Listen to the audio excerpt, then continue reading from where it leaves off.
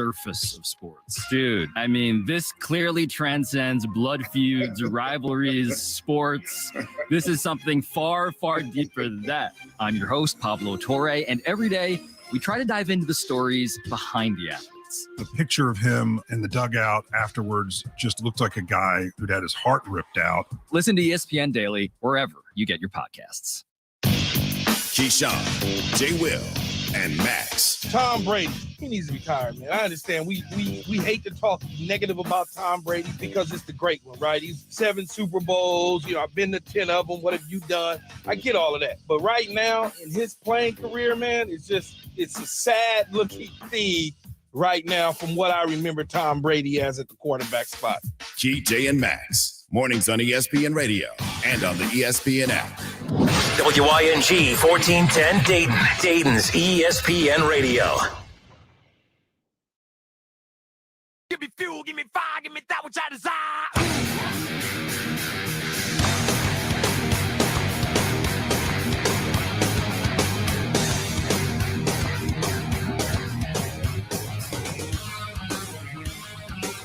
All right, everybody, welcome in. It's the Justin Kinner Show with Kev Nash. Mine is Kev Nash. Hope everyone had a great Christmas. Welcome in. The Justin Kinner Show right here on Dayton's ESPN radio station, 1410 Wing AM, WING AM. Again, I hope everybody had a great Christmas. Excited to be back. As much as I love the month of December and love the holidays, I also love just kind of getting back to a sense of normalcy. And, of course, we got to fight through this week, get through New Year's, and then we're back up and rolling. Full steam ahead. Excited for what's coming, for all the new things happening with the station and the show here in 2023. But we still have 1 week left of 2022. And the only reason that I'm hanging out with all of you here today and tomorrow and Friday is, because it's time to talk about the Buckeyes, right? The Ohio State Buckeyes, of course, in the college football playoff. And it was a great season until the final game of the regular season. And then, of course, everything kind of went a little haywire, right? It went a little south.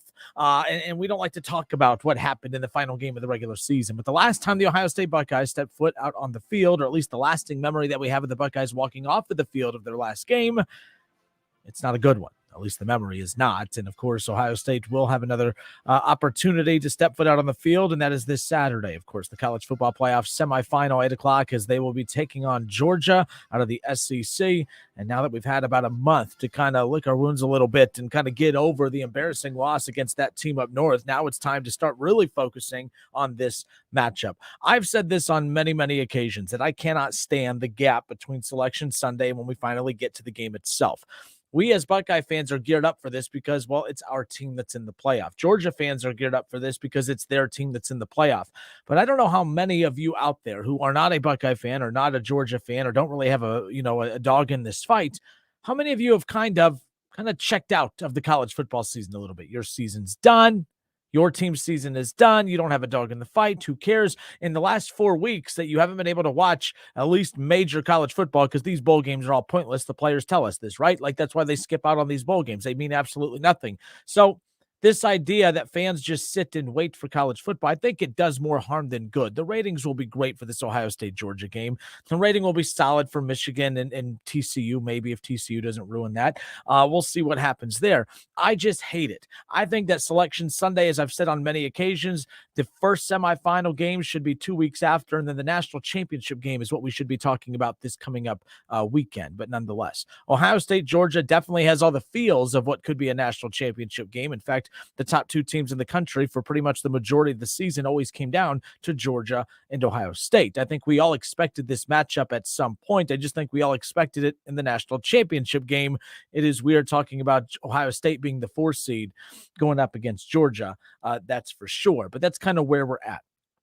The one thing I was disappointed in, and Buckeye fans, and Kev would agree with me, was after that. Yes, Mark Smith, I am back. Mark Smith, again, we're live on Facebook, by the way. Head to Facebook, search the Justin Kinner Show. You can jump in the conversation there. Mark Smith said, guess who's back? Back again. Kinner's back. Tell a friend. Yeah, don't tell too many people. I don't have that many people that like me. So we'll just leave it at that, Mark. How about that? But Kev and I were very surprised when Ohio State was announced as the 4th team into the college football playoff, how negative Buckeye fans were. I feel in my lifetime, I'm 33 years old. And there's been some ups and downs with the program, but the downs for Ohio State, I mean, we're talking a fickle year.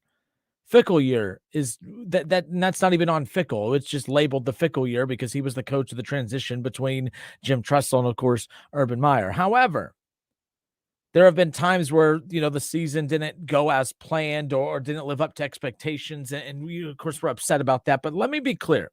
The one thing that is most fascinating about Buckeye fans is that we hear people say all the time, act like you've been there before. Well, I'm not happy that Ohio State fans don't really know how to lose. You guys don't know how to lose properly. You don't know how to handle losing. And I guess that's a good problem to have. But this is the most chaotic that I have kind of sensed Buckeye fans for a long, long time. I feel that there is major stress amongst the fan base. I think you have all the elements of Ohio State failing at name, image, and likeness, right, when it comes to the collective and everything along those lines. And I don't think that they're failing, but it definitely, the perception is that they are not killing it in NIL the way some of these other, I shouldn't say big programs. There's some smaller programs in Ohio State that are just racking it in. You would think Ohio State would be dominating in name, image, and likeness. You would think that Ohio State can go out and just buy any talent that they want. You would think that Ohio State would never have to experience losing top-tier talent.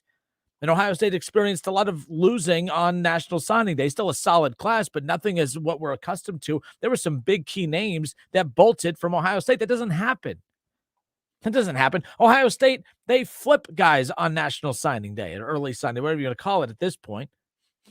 They don't have guys flip from them to go to other schools. They flip guys to come here. So I feel like there is just a lot of negativity surrounding the program right now. Ryan Day has people uneasy because of the back-to-back losses against Michigan, and not just a loss against Michigan, but a blowout loss against Michigan, right? Fans are uneasy. We're hearing how bad Ohio State is in name, image, and likeness. We're hearing guys transfer out of the Ohio State program. They lose the number one quarterback, the number one player in the 2023 class. It's time to panic. Right? And then we're hearing all these other programs, just swoop in and get these big names. I mean, Michigan is dominating in the transfer portal. Notre Dame is about to land Sam Hartman, the quarterback, the star quarterback from Wake Forest. That's huge for Notre Dame. And I've already right away thought ahead to we have the playoffs this week, and I'm thinking, man, Notre Dame, they're stacking up. They're going to be a hard out next season when Ohio State has to play at South Bend. But there just seems to be so much negativity surrounding the program right now that this is the first time that I could think of where Ohio State has a massive game this coming up weekend, and all of you seem down. You all seem just kind of Where's the Buckeye pride? Where's that Buckeye spirit? I just don't get it. I don't understand what's happening right now, and I don't like it. Kev has always made fun of me because I'm always one of those that I think that the way that the program was rolling is how it's always going to be. He always says, brace yourself. Things change, and they could change quickly. I'm like, not Ohio State, not the Ohio State, right? They have everything you need to be a successful program. And by the way, they are still a successful program. They're going nowhere. But this is the first time in a long time where we have experienced a little bit of a bumpy ride. You could talk about the issues with Urban Meyer, that the Zach Smith issues and everything like that. That was bumpy, but a lot of big-time programs experience that with big-time head coaches because, a lot of times the bigger the coach, the harder they fall, right? There's not many opportunities like we remember. I mean, hell, even Joe Pa, who got carried off the field in celebration, he's still not remembered for that last time being carried off the field because of all of the issues that surrounded Penn State. It's rare that you have a legendary head coach like an Urban Meyer and it not blow up in your face. So I don't really count that as a down year. That's just the cost of, Bobby Carpenter always says, it's the price of winning. It's the price of winning. Charge it to winning. You're going to deal with some of those issues. It's unfortunate, but charge it to winning, it's especially at this level. But back-to-back losses against Michigan, not killing it in recruiting the way we're accustomed to. The defense losing games, not what we're accustomed to. Players transferring out of the program, not what we're accustomed to. And now, to top it all off, I think deep down, as cocky as you Buckeye fans are, I think Georgia's not an easy out. Not that they should be. But we're not in Ohio. I say we. Ohio State's not an easy out either. Georgia fans should feel nervous about this matchup with Ohio State. Look, the big debate all season was Ohio State. Are they the real number one team in the country, or is Georgia the number one team in the country? And now you have Buckeye fans who are arguing that they don't even deserve to be in the playoff after one game, one half. Ohio State played perfect in that first half against Michigan. They didn't dominate Michigan, but you're not supposed to. Michigan's a very good football team. It's frustrating. That's for sure. We're live on Facebook. Head to Facebook, jump in on the conversation. Jake Whiting says they know they didn't deserve to be in the playoff. Deep down, they know. And, of course, he's kind of having fun at the expense of Buckeye fans. Jake, who is your college team? I think I've asked you this before, but you love watching Buckeye fans just kind of sulk a little bit. So I'm just curious, if you're going to throw stones, I mean, who's your team? I mean, it's bad enough you're a Bengals fan, my dude. What's going on, Jake? Come on now. But yeah, Jake, he's enjoying this. Dennis Snyder on Facebook says, I think a lot of Ohio State fans think we are going to get crushed in this game. Is that true? Do you guys feel that way? What's the line? I haven't even checked it. By the way, we're allowed to start placing bets, starting Saturday at midnight. So Sunday, technically. Ohio State's a 6.5-point dog. I don't know how much of you live and die by the spread, but I always pay attention to the spread because it tells a story, right? At least it's at least a center point to really focus in on and say, okay, obviously Ohio State's the underdog in this, but we're talking about getting killed. Vegas says it's a one-possession game. It's a one-possession game. Let me put it this way. If Ohio State's good enough to play in a one-possession game with Georgia, they're good enough to win this damn football game. So if Georgia's as great as everyone says and Ohio State's as piss poor as you all like to try to convince me, then they don't have a shot against Georgia, right? Vegas says 6.5. Vegas isn't always right, but it is kind of alarming how close to being right they are the majority of the time. I don't know about that. It is interesting. Chad Kinser says the same thing. Most don't think we have a chance in hell to beat Georgia. I don't know why I said Georgia. Let's just pretend I didn't say it that way. Most believe they don't have a chance in hell to beat Georgia. Justin Smith says anything can happen in any game. I feel like the game is a coin flip, playing with house money. I hope they just let it all hang out. So we're live on Facebook. It's the Justin Kinner Show right here on 1410 ESPN Radio. The question I have for everybody heading into this matchup with Georgia, and for those live on YouTube and Facebook, take a look. The college football playoff expectations for the Buckeyes this weekend is what? Not just this weekend, but this stretch coming up. The expectations for the Buckeyes is blank or bust. Fill in the blank. What is the blank? What is the blank that is going to have to happen for you to be, I guess, satisfied with the Buckeyes in the college football playoff? Because a lot of you, if I had to guess, I'd say 75% of you do not feel good about this matchup with Georgia, which is insane. I'm 33 years old, and I have never experienced a stretch like I have right now where Buckeye fans are obnoxiously negative. Here's the deal, Buckeye fans. I can't stand y'all sometimes. I'm a Buckeye fan. I can't stand you. You guys are obnoxious. You're obnoxiously arrogant. You put yourself in a level with Alabama when you don't deserve to be there, and you're not on Alabama's level. You guys do this constantly. That stuff drives me nuts. The overconfidence, the cockiness, the arrogance, all that stuff. I can't stand it. So I've never experienced, like, now I feel like I'm annoyed. I think I'm learning something about me. I'm just always annoyed. I think you all kind of know that. But I'm annoyed because now you guys go from over the top one way to over the top the other way. Alabama wins championship after championship after championship after championship. Ohio State wins one a decade, and you guys think you're on Alabama's level. That stuff irritates me, but I'm the devil when I point that out. But here we are, Ohio State, with all this NFL talent all over that field. They don't have a shot to beat Georgia. So fill in the blank. The college football playoff expectation for the Buckeyes is blank or bust. What is the blank? Is it compete with Georgia or bust? If Ohio State competes with Georgia, if the spread holds, okay, if it's a one-possession game, Georgia wins by one possession. All right, I feel good. We hung with the number one team in the country. Is the expectation for the Buckeyes compete with Georgia or bust? Is it beat Georgia or bust? Beating Georgia ultimately is getting to the national championship game or bust, at least get to the championship? Or is it like what we talked about earlier in the season, where this is a program that is a championship or bust program? Do we move the goal line depending on how the season is going? 518-1410, 518-1410. That's the number to call and jump in on the conversation. The expectations for the Buckeyes in the college football playoffs is blank or bust. Fill in the blank. Compete with Georgia or bust. Beat Georgia or bust. Or win the national championship or bust. What do the Buckeyes have to do, at the very least, for you to change your tone on Ohio State being in the playoff. You're pissed off. You're angry. They lost to Michigan back-to-back years. Ryan Day, is he the real deal? Ohio State, are they crumbling down now? They can't keep talent. They're not bringing great talent in anymore, which is all bogus, by the way. I don't believe that whatsoever. But we're panicking. We're a poor school. Ohio State's so poor. They have no money. That's why Gene Smith is shaking a can, asking y'all for your donations on a GoFundMe page, right? Oh, so much negativity out there. That has nothing to do with what's about to happen this Saturday. NIL has nothing to do with this Saturday. Early signing day has nothing to do with this Saturday.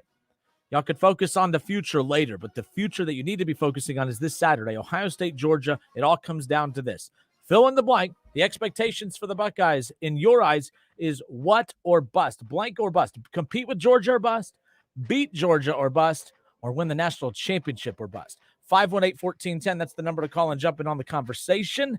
I'm a one-man show today, so we'll only be opening the phone lines during the commercial break. So give us a call. We'll get you on hold, and we'll get your take on the other side, or leave your take in the comment section on the Justin Kinder Show Facebook page. We'll be right back. Ohio, from Ohio, hey. From Ohio, ESPN 1410 Wing AM weather. ESPN 1410 Wing AM weather. The mid-afternoon and early evening will be mainly clear and sunny, a high near 45. Tonight's going to be partly cloudy, a low near 35, and tomorrow's going to be mostly cloudy, a high near 53. I'm Pete Spivak for 1410 ESPN Radio. Ohio sports fans, I got some great news for you. Starting on January 1st, DraftKings Sportsbook will be live in our state. And to celebrate, all new customers will receive $200 in free bets when you sign up today using code WING1410. Plus, 5 lucky customers will win a $100,000 free bet. Download the DraftKings Sportsbook app now and sign up with code WING1410 to get $200 in free bets to use once mobile sports betting hits Ohio. Plus, 5 customers will win a $100,000 free bet only at DraftKings Sportsbook with code WING1410. Gambling problem? Call 1-800-589-9966. 21 and up. Physically present in Ohio. Eligibility restrictions apply. See terms at DraftKings.com/sportsbook. Subject to regularity, licensing requirements. 1 per new customer. $200 issued as $825 free bets. No purchase necessary for sweepstakes. Void where prohibited. Ends first day DraftKings is allowed to operate in Ohio. See terms and official rules at dkng.co/OH. Kick off the holiday season at Club Oceano Seafood and Bar. Our Scratch Kitchen offers seafood entrees unlike anywhere else. Or if you prefer, a delicate steak cooked to perfection, paired with a handcrafted cocktail or a glass from our extensive wine list. Club Oceano Seafood and Bar at the Green. Perfect for lunch, dinner, or a special occasion. Private room seats up to 50. The best happy hour Monday through Friday, 4 to 6. Complimentary valet parking Friday and Saturday evenings. Club Oceano Seafood and Bar at the Green. Make your reservation today. When a cold comes on strong, knock it out with Vicks DayQuil Severe for max strength daytime relief. Just 1 dose of Vicks DayQuil Severe starts to relieve 9 of your worst cold and flu symptoms to help take you from 9 to none. Power through your day with Vicks DayQuil Severe, the daytime non-drowsy, coughing, aching, fever, sore throat, 9 to none medicine. Use as directed. Prescription products require an online consultation with a healthcare provider who will determine if a prescription is appropriate. Restrictions apply. See website for full details and important safety information. Subscription required. Hey guys, did you know there's a generic form of Viagra that works just the same but is 90% cheaper? And you can get it online? Go to 4hims.com/joy. At Hims, you'll get a free medical consultation and discreet shipping if prescribed. You'll love your results. To start your free online visit, go to 4hims.com/joy. That's FORHIMS.com/JOY.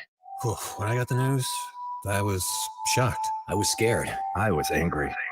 When I heard it could be treated with the right care, I was relieved. I was happy. I was given a second chance. Urology Specialists of Ohio offers men peace of mind. 5 physicians and 5 locations. Now accepting new patients. Make an appointment with a physician that cares about your health and prevention. Urology Specialists of Ohio, Beaver Creek, Springfield, Urbana, Xenia, and London. Online at urologyspecialistsofohio.com. Cordell Transportation is now hiring Class A CDL drivers. Excellent pay, benefits, and a $5,000 sign-on bonus. Apply today. Online at CordellTransportation.com. Driven to succeed. Yo, Pablo Torre here, host of the ESPN Daily Podcast. When you want to go beyond your feed, when you want to get inside the score, when you want to get behind the highlight, there's ESPN Daily. Go deeper into the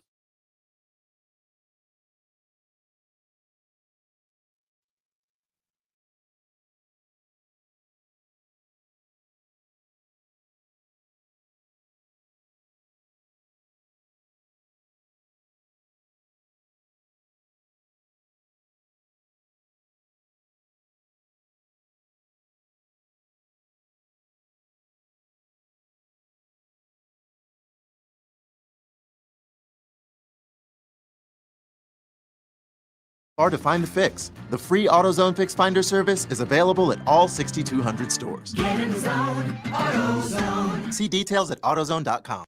Give the gift of a Dayton tradition. Milano's Pizza Subs and Taps. Milano's gift cards are the perfect way to give good times and those favorite subs and pizza to family and friends. Right now, for each $25 Milano's gift card you buy, you'll get $5 more free.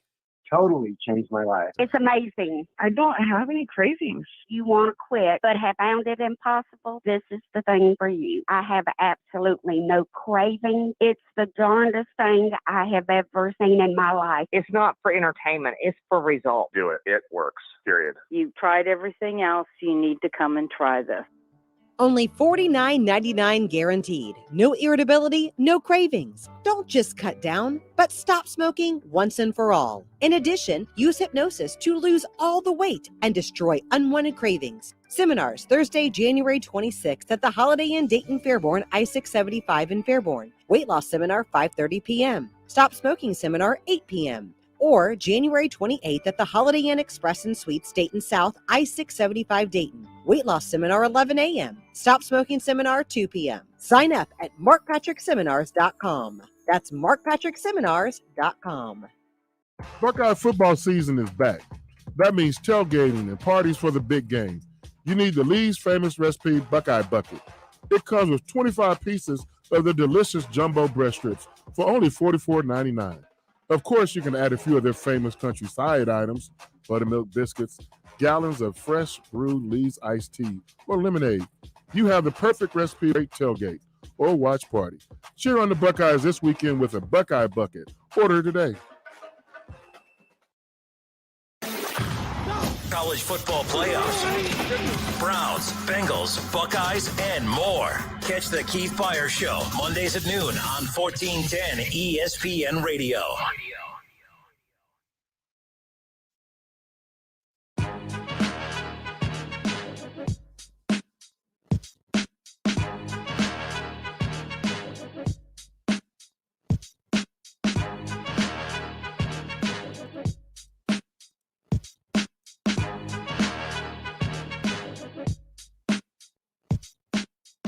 Peach Bowl preview show is Thursday. I should say this Thursday. Tomorrow. It's already Wednesday. This is my reason I can't stand this little period, this little week between. He's just trying to, of course, get back into the swing of things after taking some time off, of course. But yes, tomorrow the Peach Bowl preview, Ohio State, Georgia, noon, right here on 1410 ESPN Radio. We are Dayton's radio home of the Ohio State Buckeyes. You can also check out our website, WINGAM. We're also Dayton's radio home of the Columbus Blue Jackets game of the week. Every week, either Friday or Saturday nights, we carry one of the top Columbus Blue Jackets games that week. So that's coming up here in January. So keep that in mind. You can check out the full Columbus Blue Jackets game of the week broadcast schedule at wingam.com. We welcome you back. The college football playoff expectations for the Buckeyes is blank or bust. And again, we're talking right now about the negativity from Buckeye fans when it comes to, well, their precious Buckeyes. Like, you guys are just insane to me. I've always felt like Ohio State, the fan base, and I mean this semi-respectably, I guess. I'm a Buckeye fan too, so just relax. But I think we can all admit that our fan base is pretty damn annoying, right? Like, obnoxious.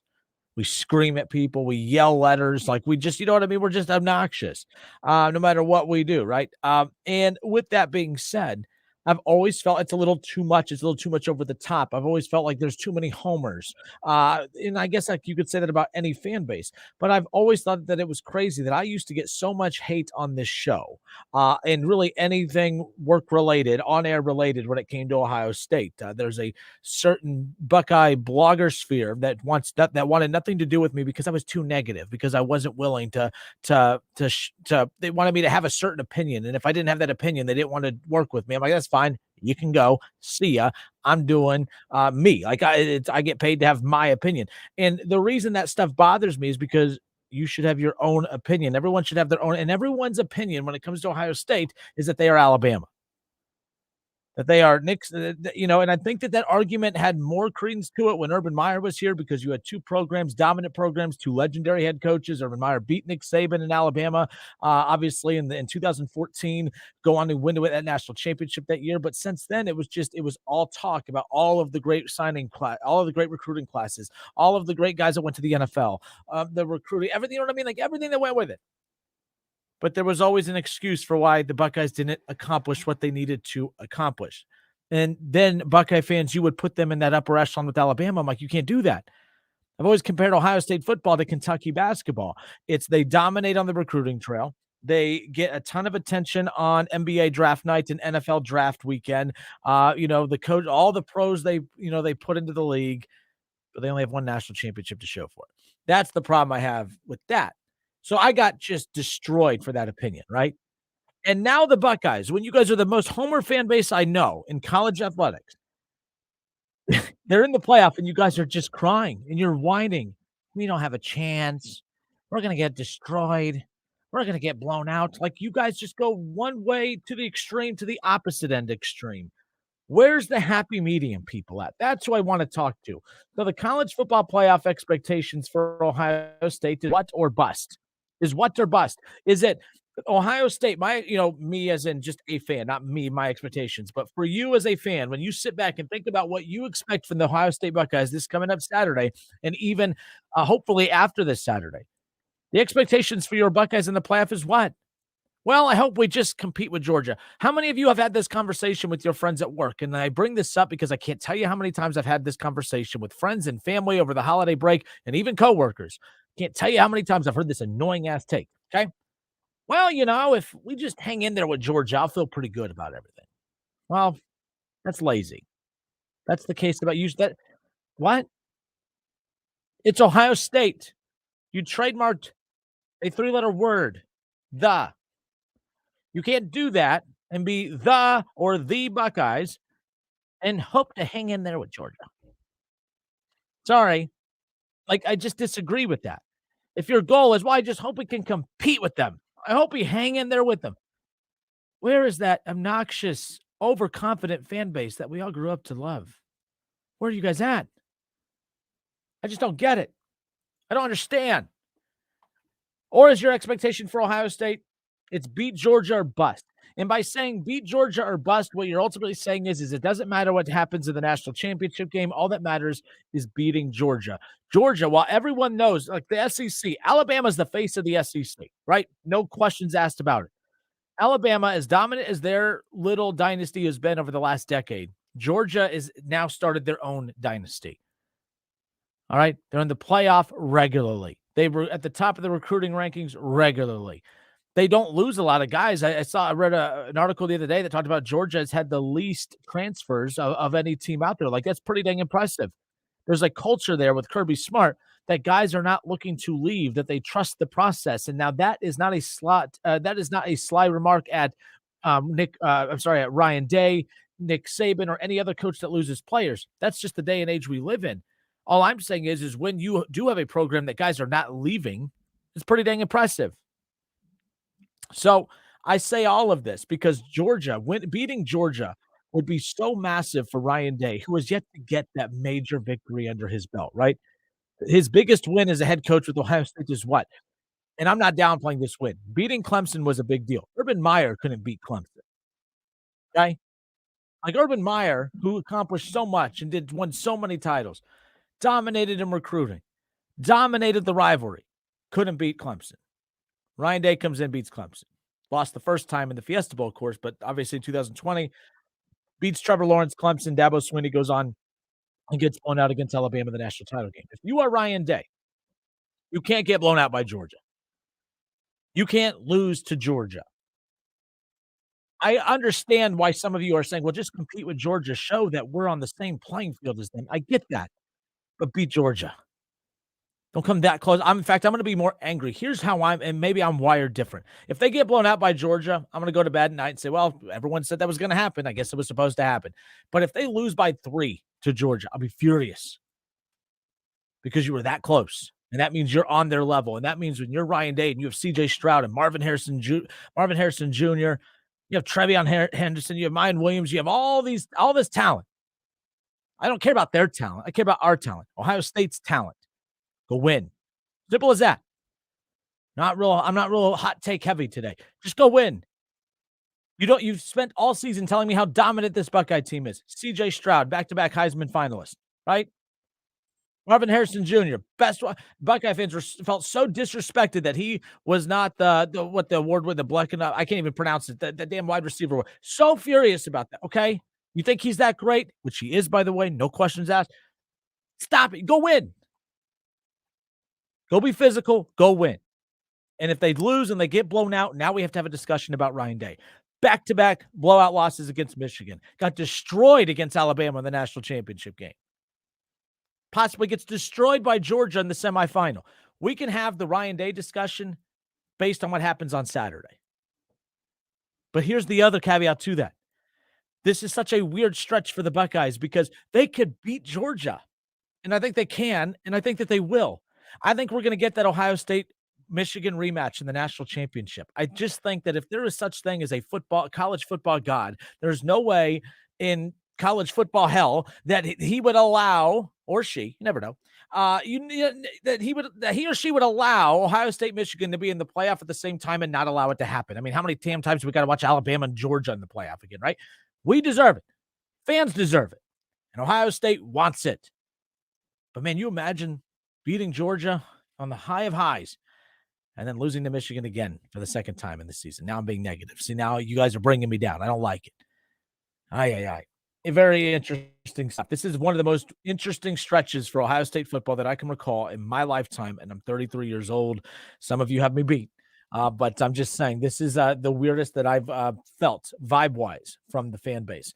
All right, so expectations for the Buckeyes. Fill in the blank.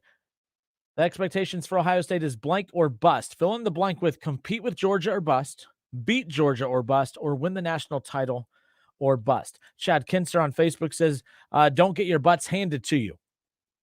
So basically saying, are you basically saying, Chad, well, just don't get blown out? Mark Smith says, I want that team up north again. Day's job is possibly on the line. I don't think his job's on the line.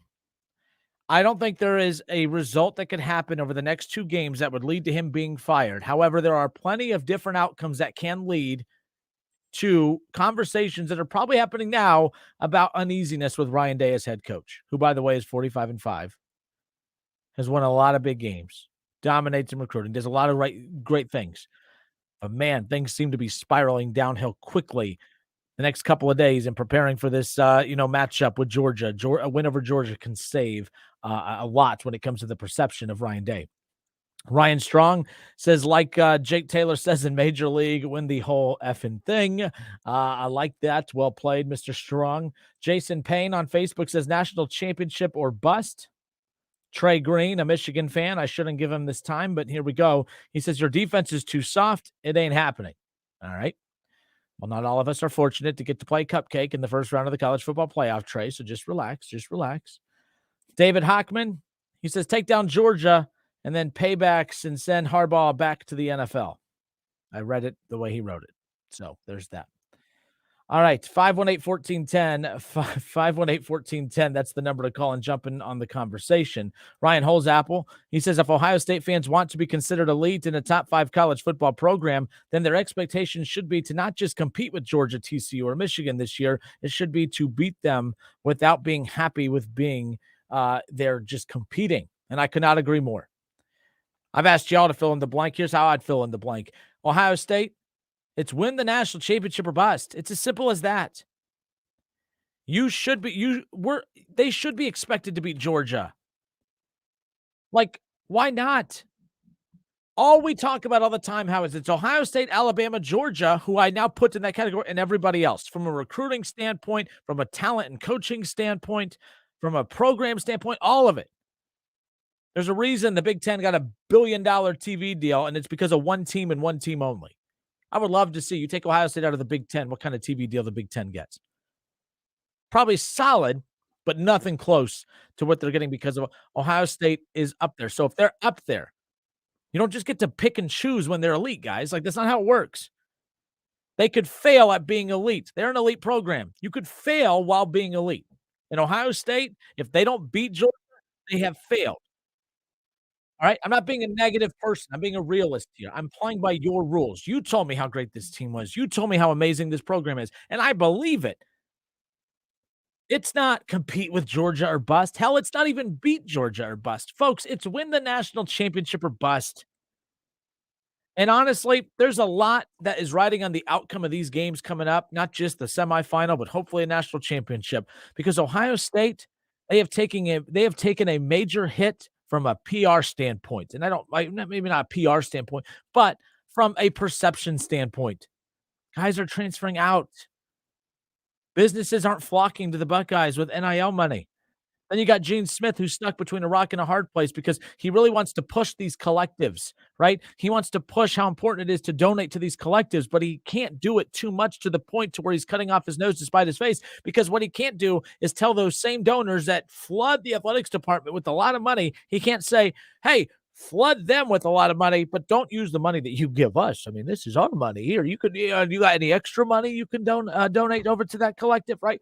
There is so much on the line with what's coming up from a business perspective. Ohio State, you brag all the time about how they are just an elite program, how they are an NFL-type built franchise, right? Like all that stuff. Well, this is business. And business-wise, you're expected to compete, and it's a results-based business. And the result that needs to happen and that should happen and should be expected to happen, beat Georgia, win the national championship. And if that means getting a chance to beat that team up north in the process, my God, that's just the sweetest cherry on top, right? Right? All right, Steve Stetler says, figure out at halftime how not to be outcoached, make necessary corrections, or bust. Steve also says he agrees with me. Appreciate that. That doesn't happen often. Dennis Snyder says, if we beat Georgia, lost to Michigan. Wait, what? If we beat Georgia, lost to Michigan, people's heads will literally and figuratively explode.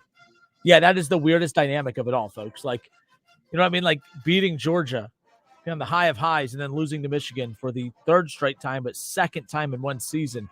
I don't know how you balance that. That's why I'm like, it's win the national championship or bust. You can't just say this playoff is predicated around beat Georgia or bust, because beating Georgia or bust means, well, we could beat Georgia. That's all that matters. Who cares if we lose to that team up north again in the championship? Because they're beating TCU. TCU, give me a break. And if Michigan does lose to TCU, my God. So, all right. Some guy says the real question is, does Jackson Smith and Jigba play? Yeah, I get it. Ron Broadstock says some guy he already no, some guy. Ron, don't fall for that stuff, man. He's stirring the pot. Yes, he got mad at me a while back because that's all I was talking about for a stretch. But Dennis says winning cures all.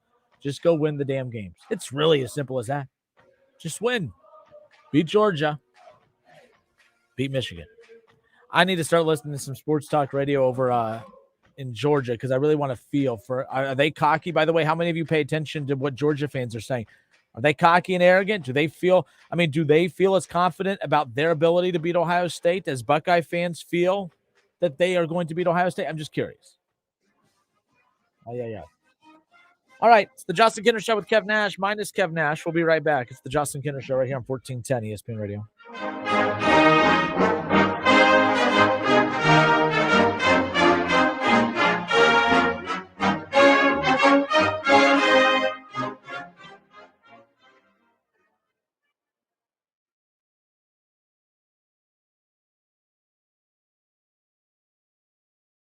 Attention all business owners who rent or lease space, including storage space. Stop wasting your money paying someone else for your space. You can now save a ton of money and own your own building with the incredible end-of-the-year sale prices from General Steel. That's right, start saving money every month on renting space from others. Just call 888-74-STEEL to see how General Steel can help you save money. Our 50-year structural warranty buildings are custom designed for your needs and save you a ton of money. Call 888-74-STEEL. Take it from a successful entrepreneur. If you need to expand or start a new business, you need General Steel. Great team and the competitive pricing is the reason I went with General Steel. Call 888-74-STEEL now, and you can get any of our popular quick construction structures, including a 40 by 60 foot building or a 50 by 100 clear span building at end of the year savings. Call 888-74-STEEL. That's 888-747-8335. 888-74-STEEL.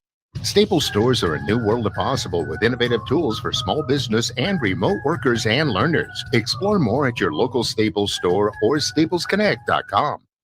Are you kidding me? Gas prices are up again? Somebody has to do something. Well, someone did. That's why I use Upside. Upside? What's that? It's a free app that pays you back real money for every gallon of gas or diesel you buy. I just earned 25 cents back on every gallon of this tank. Hold on. So the Upside app is free and you actually get cash back every time you use it? No strings attached? Yep, it's awesome. Check it out. It only takes a couple of minutes to sign up. Instead of just watching your dollars go into your tank, start putting money back into your wallet with the free app from Upside. With the price of gas today, it's big news and big money. To cash out of your Upside cash, just transfer it to your bank account, PayPal, or a gift card. Upside users have already earned over $200 million. Now it's your turn. Download the free Upside app and get cash back on every gallon of gas. Use promo code APP70 for an extra 25 cents per gallon on your first fill up. That's code APP70. Use code APP70 for an extra 25 cents per gallon back in your first fill up. Paid for by Christian Care Ministry. If you are 65 or older, watching your hard-earned dollars fly out the window on healthcare costs is so frustrating. But here's some great news. If you missed the December 7th deadline for open enrollment, it's not too late. Here's something that can really help. It's MediShare 65 Plus. MediShare is a community of Christians who share each other's healthcare bills, people who encourage and pray for each other too. MediShare 65 Plus is a low-cost option for those with Medicare Parts A and B, and it fills in the gaps where Medicare stops. It's a great way to fight inflation too. You can lock in one low monthly price for up to 10 years. Plus, it's easy. You can use any Medicare-approved doctor or get 24/7 telehealth access from the comfort of your home.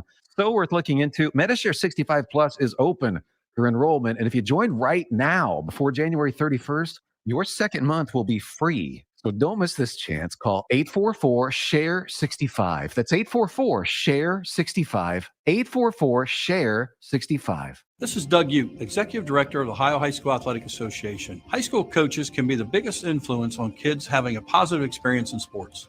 Sports set the foundation for life lessons that remain long after playing days are over.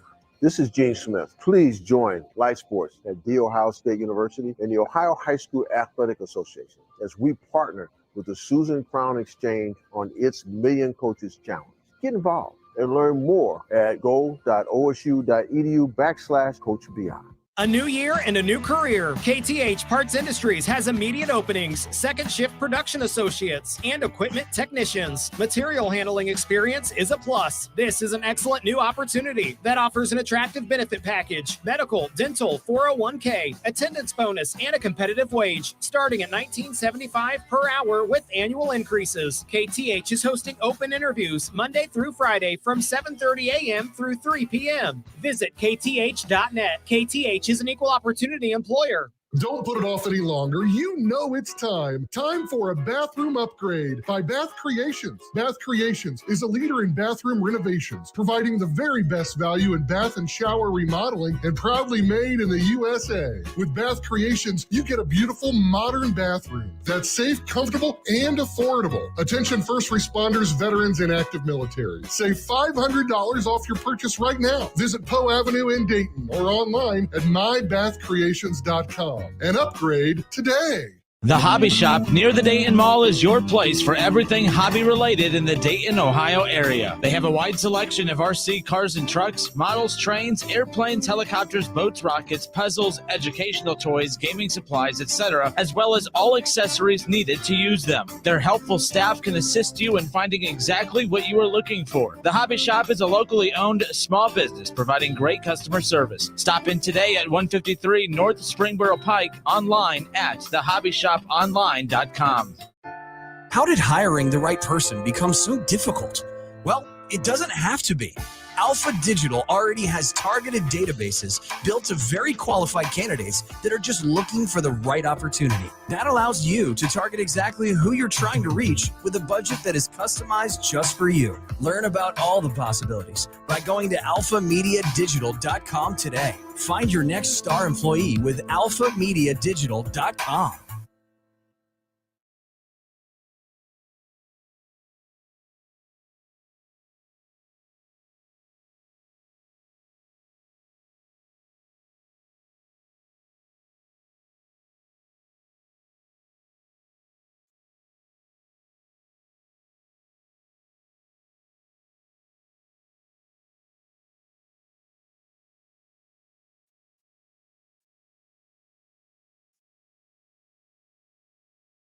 Drought, war, and rising food prices have devastated families in poverty. $50 provides a food kit to feed a family for a month. Just text the word radio to 97646.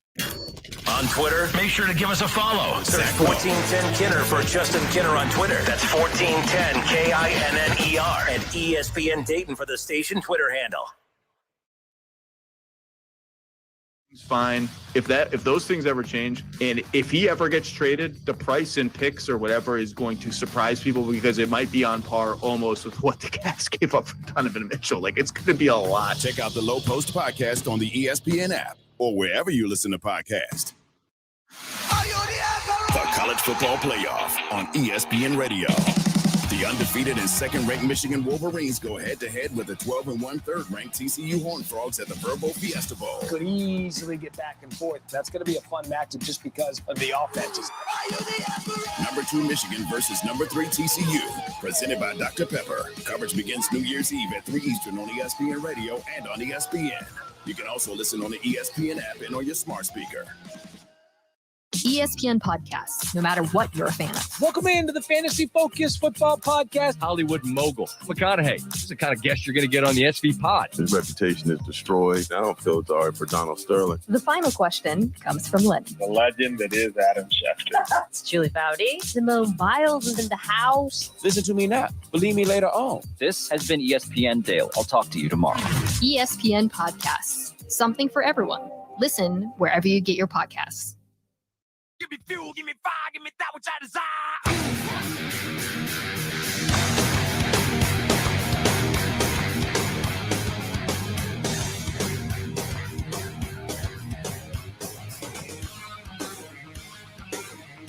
ESPN Radio's Jason Fitz joins us next hour. We'll talk all things college football playoffs as that's officially upon us. Pretty jacked about that. You know what's interesting? People are really pissing me off on Twitter. I hate Twitter. For one, I'm not, I don't pretend to be this well-known individual that just has like a huge following. I don't. So I don't really get on Twitter too often. But Twitter is just a place to go. So if you have an opinion, you could just go get told why you're stupid.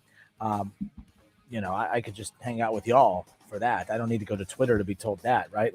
But Twitter sucks and people suck. And the people I'm arguing with on Twitter piss me off. So here's where I'm at. Again, I'm acting like a child, and that's fine.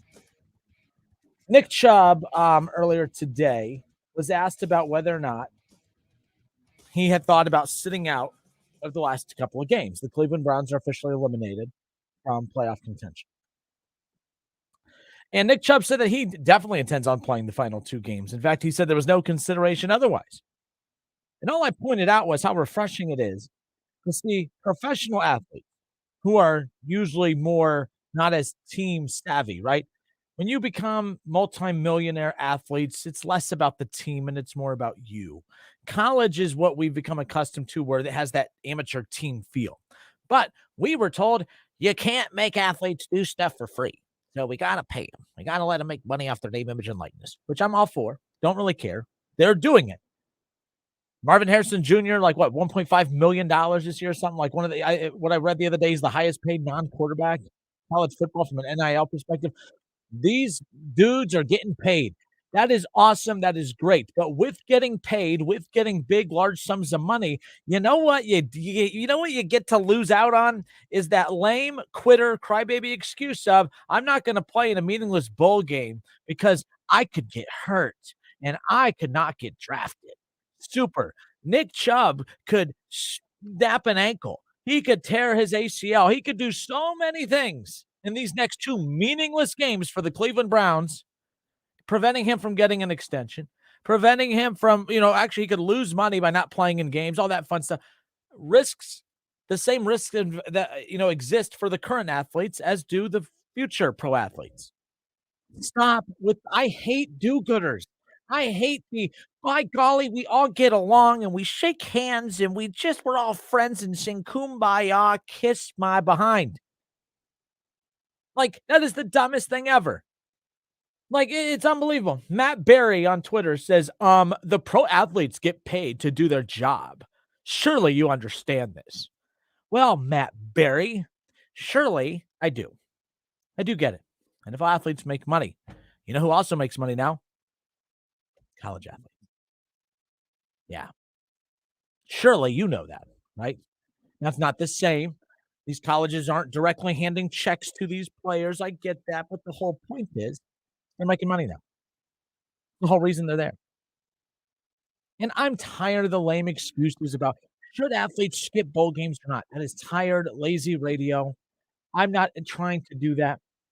I was simply pointing out how refreshing it is to see professional athletes give a damn for once more than the college athletes.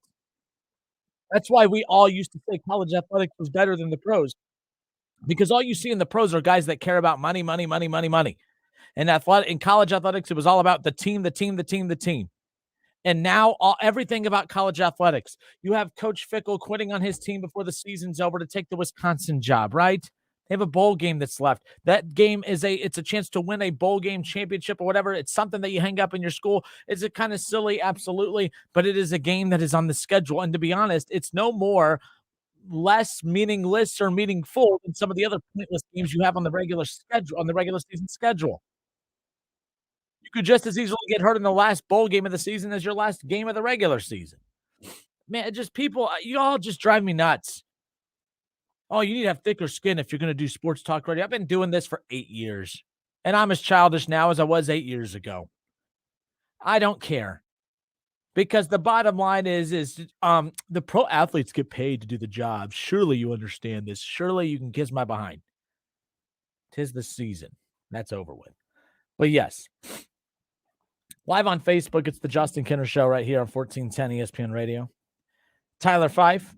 He says, welcome back, Justin. Miss listening to you. And yes, I agree with you.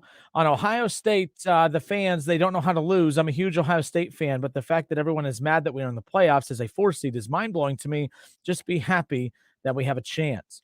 Oh, yeah. I'm beyond happy that they have a chance, but it's not just that Ohio State has a chance. I mean, Ohio State doesn't have any more or less of a chance than Georgia. Like, this was what we anticipated to be the national championship coming in, right?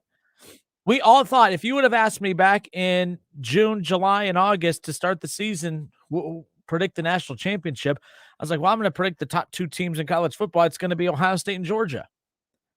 So now we're just getting the championship game in semifinal form. Like, this is what we expected. Georgia versus Ohio State. It's just happening sooner. But, it is what it is. Some guy said, who asked him that? Mary Kay Cabot is my first guess. Yes, shout out to Mary Kay Cabot. No, it's Cameron Justice. And Cameron Justice, she just tweeted out what was asked. A lot of times at these little media scrums, a player says something, and then, of course, if there's 50 beat writers there, it's 50 beat writers all tweeting out the same thing. It's always weird. Always get a weird, yeah. Let me see. What other fun ones did I get? And by the way, I don't think everyone that responded to me is a jerk, but, but the condescending responses on here. I have Doug Grace or Crace. What a dumb name. He says, rethink this and try again. Oh man, see, I can get fired so easily if I just told these people what I really wanted to. It's frustrating, is what it is. How about this, Doug Gray? Doug Gray does a great job, by the way. He does a lot of stuff for the Reds minor leagues. Does the RedsMinorLeague.com. But he goes, so I tweeted out that it's weird seeing pro athletes willing to play in meaningless games once out of playoff contention, all while watching college players bail before their season ends. The same risks exist for current pros as the future pros. And he says, nah, it's not the same risk at all. No, Douglas, it is. It is. It's the same risk. If you want to move the goalpost to fit your do-gooder narrative of, oh, well, by golly, the college athletes, they don't get paid.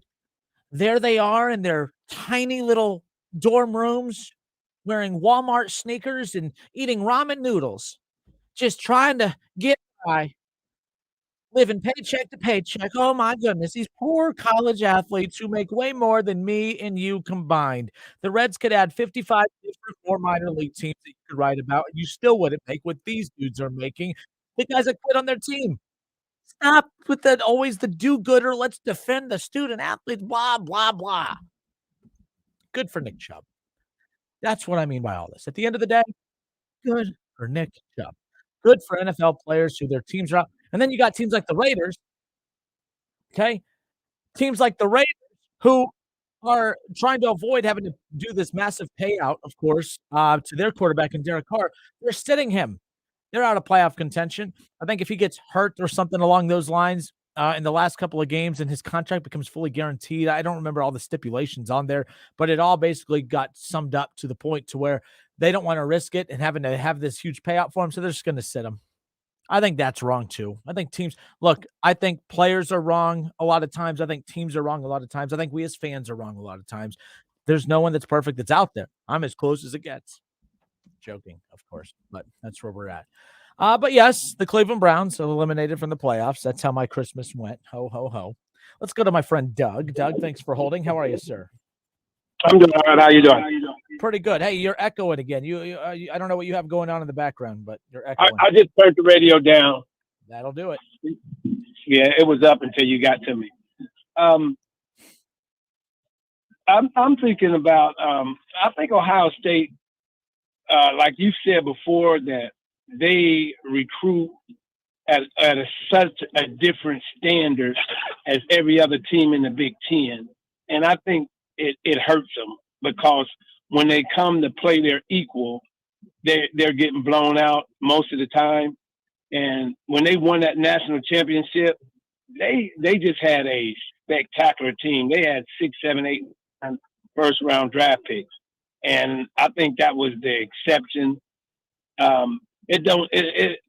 don't think Ryan Day is the answer. If they get blown out by Georgia, I don't see how he can keep his job. You just can't constantly lose to good teams and stay. And if they get blown out, they ain't no different than Mississippi or Texas A&M if they were in the SEC. You can't get blown out by but yeah, I get that. But like Ohio State got blown out 31-0 against Clemson. That was the 0H 31-0 year. And that was with Urban Meyer, who's a legend. So, I mean, I get what you're saying, but I think what maybe you're alluding to is the fact the timing. If they get blown out during this stretch where it's back-to-back losses against Michigan, coming off of a blowout loss against Michigan, I understand what you're trying to say. I'm not on the get rid of Ryan Day if they get blown out by Georgia or even Michigan again in the title game. I'm not riding that train yet, but I don't blame those who are starting to, board that train, if you will. Right. But if you look at this now, you look at Ohio State last year.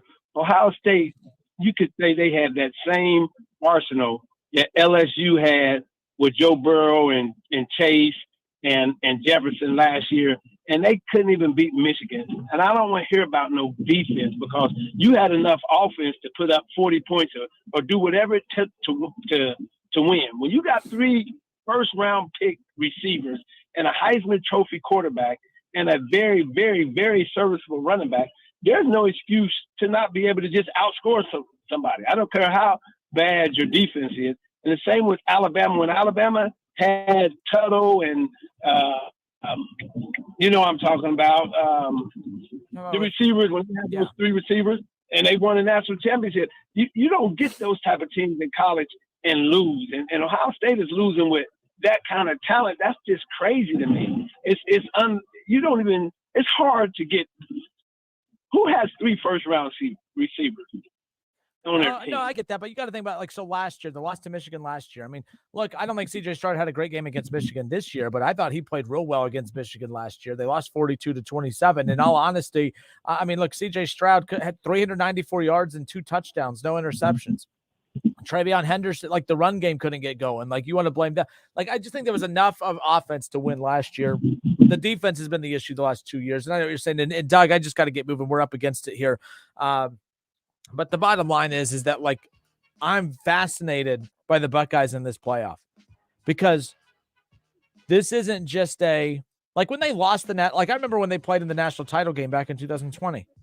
We headed into that national championship. It was Ohio State versus Alabama. And I truly felt that the win for Ohio State that year was beating Clemson. Even though I'm always an Alabama guy, it's no, you got Alabama up next. That's your Super Bowl. I feel like beating Clemson and getting that, kind of getting that monkey off their back a little bit, if you will, by beating Clemson. I thought that to me, that felt like their Super Bowl win. That was the staple win in the career of Ryan Day. But then to go on and not just lose to Alabama, but to get blown out by Alabama. And then to get blown out by Oregon. And then to get blown out by Michigan. And then to get blown out by Michigan again. And then to potentially get blown out by Georgia, which I don't think is going to happen, but you all do. Or beat Georgia and then go on to lose to Michigan in the title game, which I don't think will happen, but some of y'all do. Man, there's so many fascinating scenarios that can present themselves here in this playoff. And but this is what I wanted. I got tired of how are y'all excited about Ohio State versus Rutgers? How are y'all excited about Ohio State against Indiana? I'm not excited I like the uneasiness. I prefer this. I prefer not knowing that Ohio State, if they're going to win or not. That makes the games more enjoyable to me. I don't know about you, but I don't enjoy Ohio State, Indiana. I don't enjoy Ohio State, Rutgers, or Ohio State pretty much against any team in the Big Ten outside of that team up north now. Even Penn State has been laughable. Michigan State's a joke. Is what it is. I mean, hell, Maryland has given Ohio State more fits in the last 6-7 years than pretty much, outside of Michigan, anyone else? That's saying something. 518-1410 is the Justin Kinder Show. We'll be right back.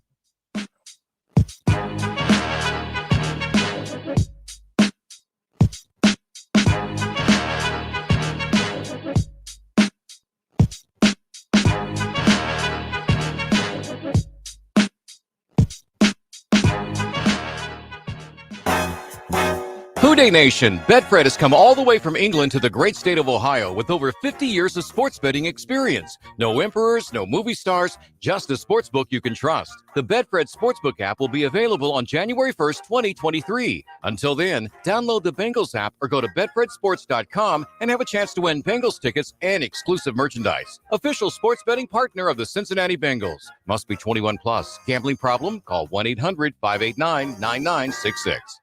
Some things can wait. Decorating for the holidays. Shopping.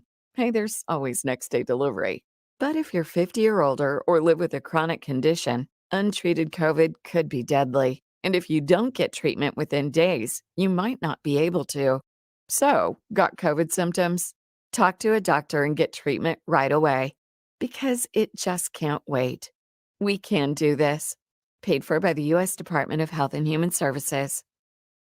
Mr. Clean, Mr. Clean. Of course I use Mr. Clean Magic Eraser to clean tough messes off my stovetop and bathtub. But then I discovered I can also use it to easily clean my patio furniture and even my shoes. I'm hooked. And when wipes won't cut it, I use Magic Eraser Sheets. They're thin and flexible erasers, perfect for everyday messes, like gunk on my counters and sinks. They really are magical.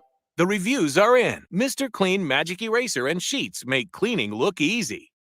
You've been putting back a few, and a few becomes a few too many.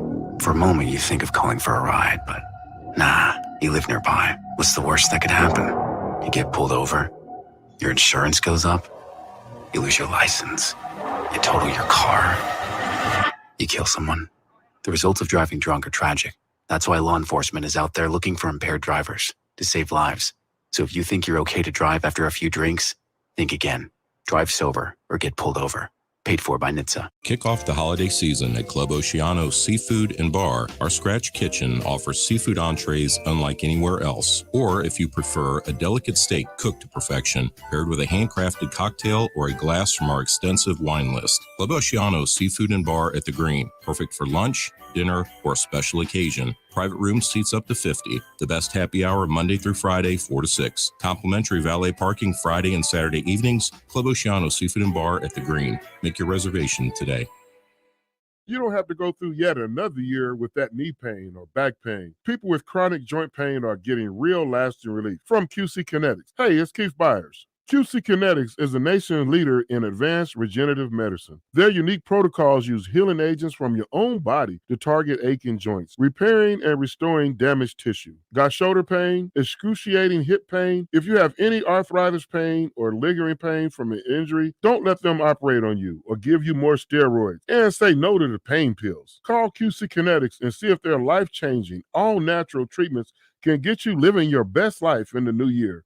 I'm telling you, people are raving about these treatments. This is the future of joint pain management, and appointments are available as soon as the next week. Make 2023 the year you say goodbye to joint pain. Call QC Kinetics for a free consultation, 937-936-0325. That's 937-936-0325. When a cold comes on strong, knock it out with Vicks DayQuil Severe for max strength daytime relief. Just one dose of Vicks DayQuil Severe starts to relieve 9 of your worst cold and flu symptoms to help take you from 9 to none. Power through your day with Vicks DayQuil Severe, the daytime non-drowsy, coughing, aching, fever, sore throat, 9 to none medicine. Use as directed. Hey y'all, this is your girl Cheryl Underwood, and I want to tell you something. My digestive system used to make me feel sluggish, but those days are over. Now I feel great. That's because I increased my fiber intake with the Metamucil 2-week challenge, and I'm still hooked. I just took Metamucil every day for 14 days, and it's really that easy. Metamucil traps and removes the waste that weighs you down, so you feel lighter and more energetic. Now I never want to go back to that heavy feeling. Are you ready for the Metamucil 2-week challenge for a coupon and daily support? Sign up at Metamucil.com today. There's never any FOMO with the iHeartRadio app. You won't ever have to miss out on your favorite shows and contests with this radio station again. Radio 24/7, 365. We're here when you want us. Stay connected and listen anywhere when you download the free iHeartRadio app. A girl in Kenya dreams of becoming a doctor. An elder in Guatemala dreams of being part of a community. Reach out and change their world, and it will change your own. Unbound.org. WING 1410 Dayton. Dayton's ESPN Radio. Give me fuel, give me fire, give me that which I desire.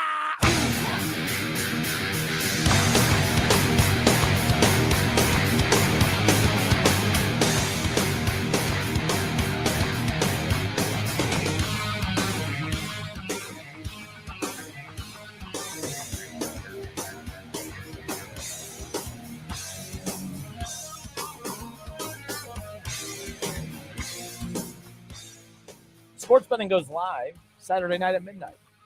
So Sunday morning at midnight. There you go. Just in time to not place your bets for the college football playoff semifinals. Gotta love Ohio. But beggars can't be choosers. We're at least getting it. So there's that. FanDuel. If you haven't done so, download the FanDuel Sportsbook app. And of course, it's safe, it's secure, it's super easy to use. And if you use my promo code Kinner, Kinner, you'll have $100 in free bets waiting for you, which is pretty cool because I always say, like, if you're kind of inexperienced with sports gambling and you don't want to lose all of your money, it's an opportunity to, of course, have $100 in free bets waiting for you when, sports gambling goes live coming up on Saturday night. So you can maybe get a little aggressive with some of your bets, or maybe just kind of go light on a lot of different kind of bets, whether it's in-game parlays, whether if you're just going to go, pick the spread. I love prop bets. That's what I'm going to be having a lot of fun with. Kev loves the spread. Kev's going to be doing his over-unders, through his endorsement that he has, of course, but we're going to be doing a lot of prop bet stuff. I'm pretty excited for that. And again, use my promo code Kinner, Kinner, to get $100 in free bets waiting for you. on the FanDuel Sportsbook app. So make sure you take advantage of that opportunity right there. Okay, so interesting stuff that happened yesterday that, again, I got into it with multiple people. This is why I just can't. If y'all think I'm obnoxious on the air, I'm even worse on social media. My biggest flaw, and I have many of them, is I don't know how to have a normal debate without coming across very condescending.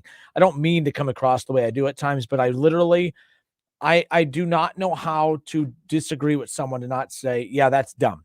And that's a me problem, not a you problem, but it becomes a you problem because I'm rude. I got to work on it.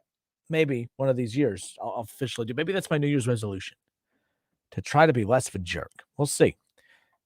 Wisconsin beat Oklahoma State 24-17. Oklahoma State, Mike Gundy, his Cowboys, of course, they finished the season 7-6. 5th in the Big 12. This is a team that started out 5-0 on the year. Then they lost 43-40 in a close one against TCU. They go on, they beat Texas, and then the wheels fell off. Now you're probably wondering, what the hell, why do we care about Oklahoma State football? You don't care about Oklahoma State football. I don't care about Oklahoma State football. But I'm here for the first time. Everyone says I'm too hard on college athletes, that I'm too hard on professional athletes, that I'm too hard on coaches, that, I'm just jealous of coaches and players. No, I'm not. I just think that there's a little bit of crybaby in everybody, and I think entitled athletes and coaches, they drive me crazy. However, I am officially pro player, pro coach. I hate media. I hate the media. Okay, or you're part of the media. Maybe. I don't know. I'm not a reporter. I hate when people say you're a journalist. I'm not a journalist. I don't, you know what I mean? I didn't go to journalism school. I don't have a journalism degree. I don't report on games. I don't go to games. I don't, you know what I mean? Like, no, I'm not a journalist. What I hate more than anything in the world is when media, and I know this because my job on the show is to get reactions and to get interactions and all that type of stuff. There are times where stuff is positioned to get a reaction. Oh my gosh, I know, right? You knew this. But what I can't stand that media does is the gaslighting of athletes and coaches. Giovanni Bernard. Okay, do you guys remember that clip that started it was when the Bucs played the Bengals? You remember when Giovanni Bernard, the media just kind of rushed him after the game and they were super rude and obnoxious. And then when he said, hey, I don't want to talk right now. You guys don't talk to me all season. And now you want to ask me questions because I fumbled a couple times against. Now, I understand why media wants to ask him those questions, but the way they go about it, it's like they're having withdrawals of something. Like they're literally like coked out trying to get a camera in front of your face, and I can't stand it. Literally, this is like I'm just going off on these rants today. Kev's not here to moderate it, so that's fine. I can't stand that. So then what they do is they're rude and they're obnoxious, and then they get what they want. They don't want an answer from you. They want a reaction from you. And then when they get the reaction that they're hoping and looking to get, oh my God, now they're a victim. That's called gaslighting. I hate media when they do that. And this is what happened to Mike Gundy in Oklahoma State yesterday. Not a couple years ago, it seems like a couple years ago, Archie Miller's been gone for a while. But I remember Dayton, Wichita State, Indianapolis, NCAA tournament. Dayton loses to Wichita State. There was a lot of talk about that potentially being Archie Miller's final game, and that was potentially Archie Miller's final season. He had a very solid recruiting class coming in, right? And, it felt like maybe Archie could stay, but we all, I laughed at those who said Archie's going to stay. He's a loyal coach. He's going to stick around. I always knew Archie was leaving because, well, common sense. Like, let's just be real. Archie was never going to live in Dayton long-term. He should have, though, as it turns out, but it's not the point. So Dayton and Archie Miller was a part of some significant major historical runs for the University of Dayton basketball program, right? The Elite Eight. Multiple deep runs into the NCAA tournament. I mean, and that roster was loaded that year. They should have beat Wichita State. They shouldn't have played Wichita State. Wichita State was a very good basketball team that was seeded. It was a crappy draw for Dayton. Let's just be real.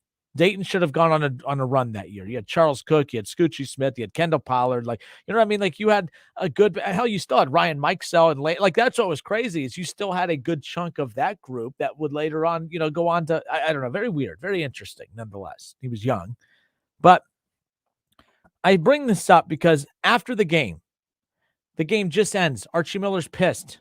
Scoochie Smith, Kendall Pollard, they're up on the podium. Okay. In Indianapolis, it's post-game conference. Questions aren't coming in about Coach Miller. What are your thoughts on, how frustrating is it that you had to run into Wichita State? They weren't properly seated. Hey, Coach, what's your message to your players as the season comes to an end? A magical season that had so much expectations. What's your message to your players? Coach, what went wrong down the stretch? Why couldn't, what was it about the offense that wasn't flowing? Coach, what was so tough about getting it? None of that. The first question after that loss, Archie Miller with Scoochie Smith and Kendall Pollard up on the podium. Some moron raises his hand. So, Coach Miller, you have any ideas of where you're going to be coaching next season? Scoochie Smith, Kendall Pollard, they both make eye contact with one another, roll their eyes, and laugh and say, this guy. Not about Archie Miller, by the way, about the reporter. Archie Miller, who's, you can never tell if he's happy or angry or whatever. You could tell he was angry at that point. Like, if he could tell that guy to go F himself, he would, because really now, our season just ended. We just lost. Do you think that as that clock hit 0, Archie was like, well, on to Indiana? I mean, maybe. But let's be real. There is a place and time to ask stupid questions. And as media, when you play stupid games, you win stupid prizes. I'm not talking politics here.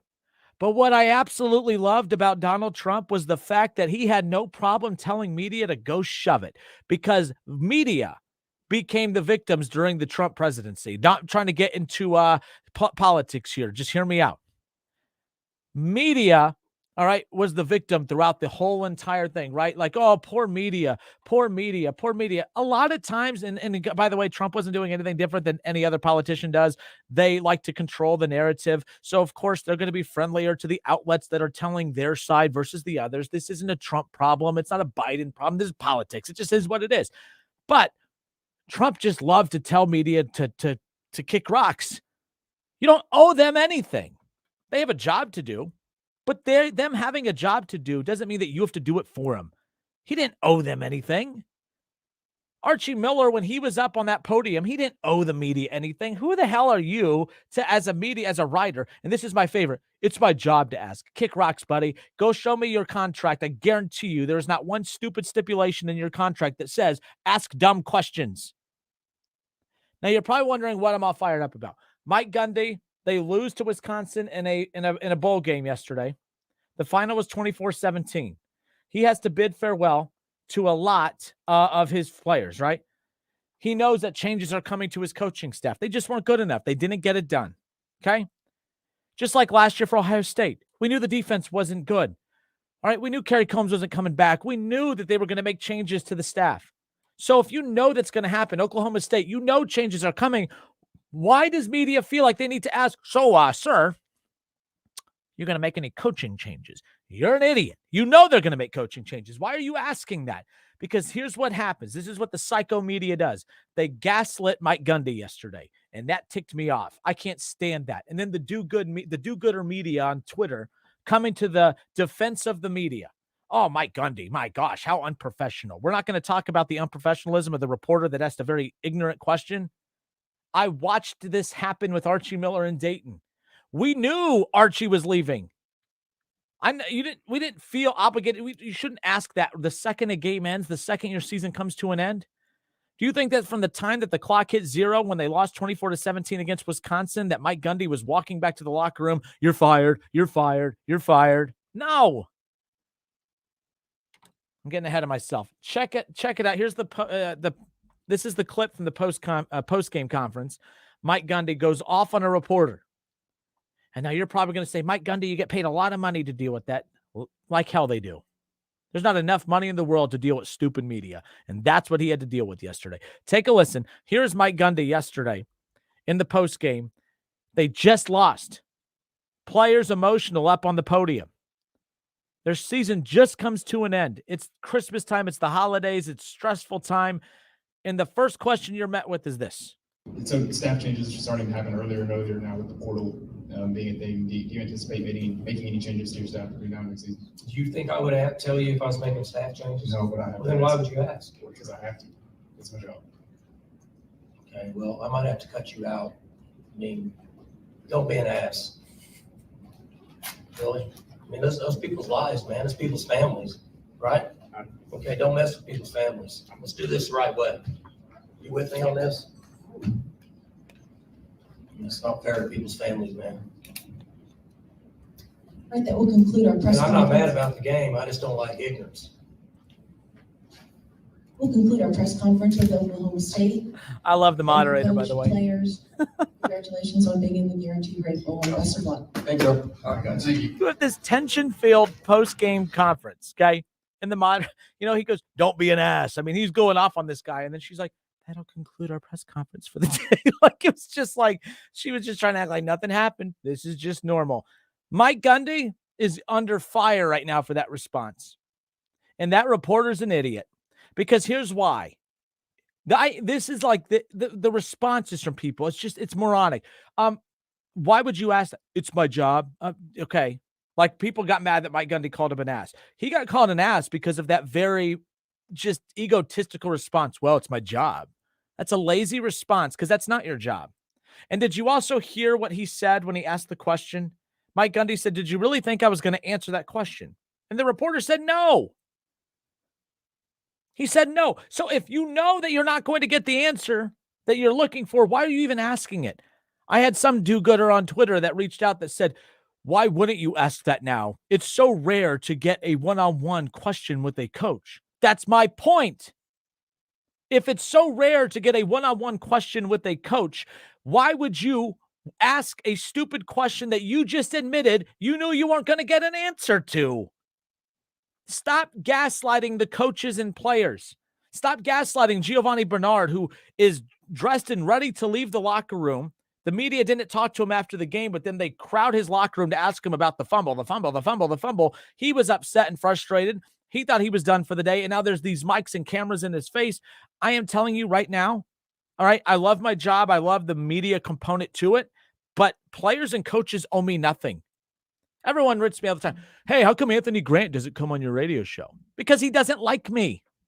He doesn't like me, folks. Anthony Grant does not like me. Doug Hochschild is amazing at his job. He has always been super respectful, but every time we attempt to get him on the show, he will not come on. Why? Because I'm critical. Now, I don't get mad at that. That's the reality of it. I don't call Anthony Grant and say, "Hey, bro, get over it. It's my job." No, it's not my job. I've made choices to phrase certain things on the air, and knowing that if I'm going to be this type of personality on the air, it's going to come with ruffling feathers and that not everyone's going to like me. That's fine. But I never once go around with this idea of, "That's my job. Get over it. Get over it, Anthony Grant. You don't like me? Too bad. It's my job." No, he doesn't have to get over it. He has the power. He is the head coach of the premier college basketball program in town. He is a national coach of the year. I am a nobody. He owes me nothing. He owes me nothing. So no, I'm not mad about that.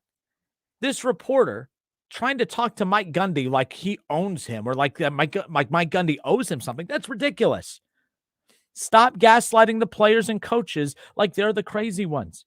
So, for instance, Mike Gundy said, "I'm going to have to cut you off." And everyone's like, "Oh, this is a prime example of coaches, just abusing their power and refusing to give." Why would he want to talk to that individual? As media, you don't get to go around and throw your weight around and try to be all Mr. TMZ and try to get that shock soundbite. All right, you guys accuse me of being a shock jock. No, I'm not even close to that. And if I do or say things that will rub people the wrong way, I'm not going to be upset when y'all don't like me. It's okay. Anthony Grant, the head basketball coach of the Dayton Flyers, does not like me. That's okay. That is totally fine. Not a lot of you like me either.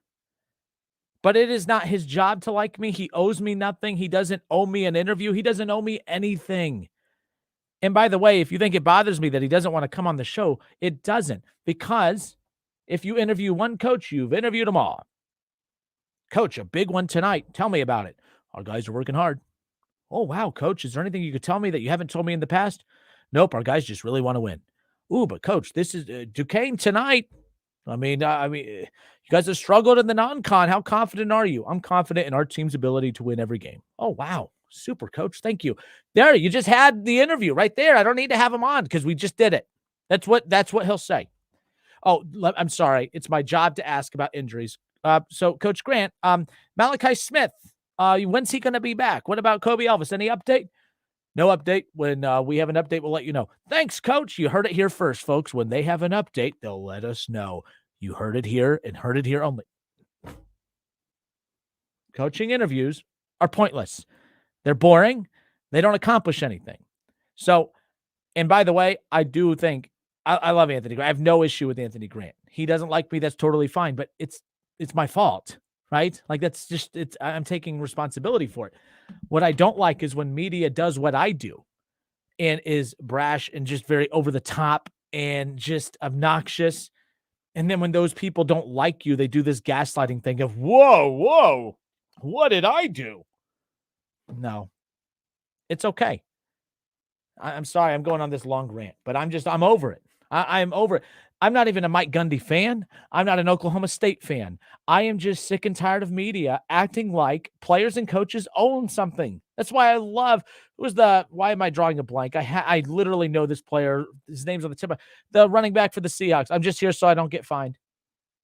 I get why the NFL, the media has to have access to the product, but players are coached to give you no answer. Why do I need to interview a player? Player interviews are garbage. All right. Hey, guys, you want me to interview? Let's interview Deron Holmes. Hey, Deron, hope you're doing well, man. So you got a big one with Duquesne tonight. How's practice been this week? Oh, we're getting better every day. I had a very good practice today, but I had a good practice, but I couldn't have a good practice unless my teammates had a good practice. So we all had a good practice, and we're all ready to go. Wow. Great stuff. Folks, could you hear that? He had a great practice. Man, if he wasn't on the show to tell you that, how would you know whether or not he had a good practice or not? I have no idea. All right, you guys really struggled without the injuries. Tell me about how you guys have adapted to life without Malachi Smith and Kobe Elvis. Well, it's next man up mentality. It's just, we got a great group of guys in that locker room, guys who want to be here and guys who want to win. And that's what we're just focusing on every day, is just getting better, be the best version of ourselves and being the best version of the team. Wow. You'll never hear another player say that. That was just so original, right? And by the way, they're supposed to say those things. They're coached to say those things. There's no need to interview players. There's no need to interview coaches. They give you nothing. They owe you nothing. That's the biggest takeaway. In my job, I would love big sound bites. Like the time that Ken Anderson, when he came on the show and said he would love to do the show again as long as I'm not on it, right? I wasn't pissed. I wasn't angry. You mean to tell me that a former MVP Cincinnati Bengal doesn't want to come on the show anymore because a Browns fan talking smack about his team? Yeah, that's kind of how it works. It is what it is, folks. Stop. Anyways, I'm just, that was a long rant. My apologies. It is what it is. Marshawn Lynch. Thank you, Mr. Dennis Snyder. I called you Daniel Snyder. My bad, dude. Anyways, it is what it is. I don't even know why I got so angry with that, but the do-gooders. My good, how about this one? Let's see, where are we with this? The do-gooders. Let's get to this one, because these responses on Twitter are just amazing to me. I don't understand. This comes from Benjamin Lanka. I think he's a UD grad. And I have no issue with him, by the way. I just think his response is just, he works in the media, so of course they're coming to the defense of the media. So my tweet was that, about this whole thing, the do-gooders are out for blood today, I see. For the It's a Valid Question crowd, you think that asking this immediately following a loss was smart? I believe there's always a time and place for these types of questions, and this was not it. He responded with, how many opportunities do you have to ask the coach a question in person? That's my point. If it's so rare to get that opportunity, in the soundbite that I shared with you, the kid or the reporter actually said, when the coach Gundy said, did you actually think I was going to answer that? And he said, no, I did not. Then why would you waste the one question you get on something that's stupid? But yeah, let's gaslight the coach and the players and say that they're crazy because they should be professionals. Well, so should the media. And the media sucks. Let's just be clear. The media stinks. All right. Garrett Seawright on Twitter. When is the time and place then? The next time Mike Gundy is going to answer questions from the media is maybe February or March. Well, Mr. Seawright, sounds like you answered your own question there, buddy. Sounds like you just got to wait to February or March. And then he said, well, by that time, they'll have made the changes. Well, then there you go. Mike Gundy was never in the history of life going to tell a reporter, here's my plans. Let me lay it out for you. No. Nope. Anyways, okay, I'm done. I'm done throwing my temper tantrum. It is what it is. Ann Anderson, I hope you had a very Merry Christmas. She said, Coach speak. They never say anything new, relevant, or any way informative. Exactly. And by the way, good for them. They owe us nothing. I think it's wrong that the players are forced to talk to the media and the coaches. I really do. I think it's wrong. I don't think they should have to talk to us. That's what leads to fanboy media. That's why Cincinnati Bengals media, and there's a couple guys that are very professional with how they do their job, but the 90% of Bengals media, they're just fanboys who drool the second Joe Burrow steps foot up on the podium. I mean, let's be real. They're not going to ask anything that, you know what I mean? Joe, you played fantastic against the Patriots. My God, AFC Player of the Week. But how come you crap the bed in the second half? No one says that. They just drool over AFC Player of the Week. Anyways, I'm not getting into the Bengals. ESPN Radio's Jason Fitz joins us next.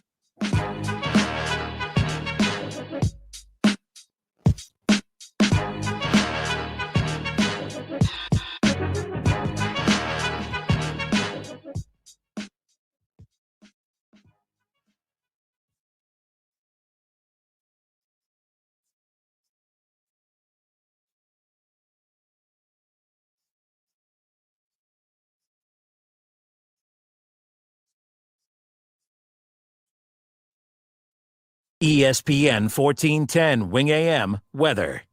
The mid-afternoon and early evening will be mainly clear and sunny, a high near 45. Tonight's going to be partly cloudy, a low near 35. And tomorrow's going to be mostly cloudy, a high near 53. I'm Pete Spivak for 1410 ESPN Radio. Weather is brought to you by Cullet Propane. 98% of their customers recommend Cullet. If you wouldn't recommend your current supplier, check them out at culletpropane.com.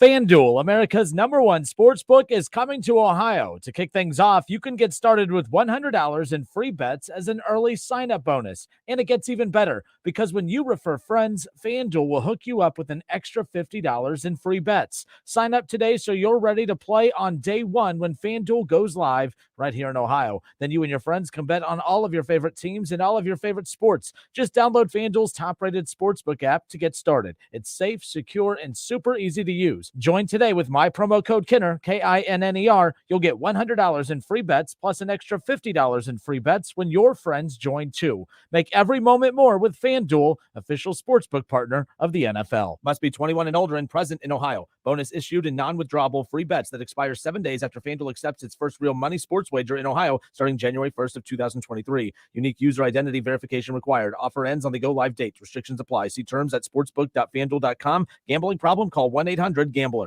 When getting the job done right is job one, you need construction equipment that's built right. From compact track loaders to the world's #1 selling compact excavator, the Kubota construction lineup features durable Kubota engines, more comfort, and the versatility to do it all and do it right. Visit your local Kubota dealer today. Go to KubotaUSA.com for full disclaimer. See Columbus Equipment Company, 7570 New Carlisle Pike in Dayton. Listen to this station anytime, anywhere on Odyssey. Odyssey is your new audio home for all the music, news, sports, and podcasts that matter to you. Odyssey. That's AUDACY. Hurry into Menards, your plumbing headquarters. Complete your kitchen and bathroom update with quality faucets from Delta. Delta has been America's faucet innovation leader for over 60 years, creating groundbreaking products in both design and function. Delta faucets add the perfect accent to your kitchen or bathroom and match your sense of style. Get yours today and save big money on Delta faucets right now at Menards. Save big money at Menards. Want to know how you can satisfy every comfort food craving? Stop by Lee's Famous Recipe Chicken and try a home-style bowl for only $4.59. You'll get a bowl of our mashed potatoes with breast strip bites, corn, and gravy, all topped off with shredded cheddar cheese to create a truly unbeatable bowl. Get your every wish in one hearty, craveable dish when you try a home-style bowl from Lee's Famous Recipe Chicken for only $4.59. Only at Lee's. Famous for chicken. Some things can wait. Decorating for the holidays. Shopping. Hey, there's always next day delivery. But if you're 50 or older or live with a chronic condition, untreated COVID could be deadly. And if you don't get treatment within days, you might not be able to. So, got COVID symptoms? Talk to a doctor and get treatment right away, because it just can't wait. We can do this. Paid for by the U.S. Department of Health and Human Services. Mr. Clean, Mr. Clean. Of course I use Mr. Clean Magic Eraser to clean tough messes off my stovetop and bathtub.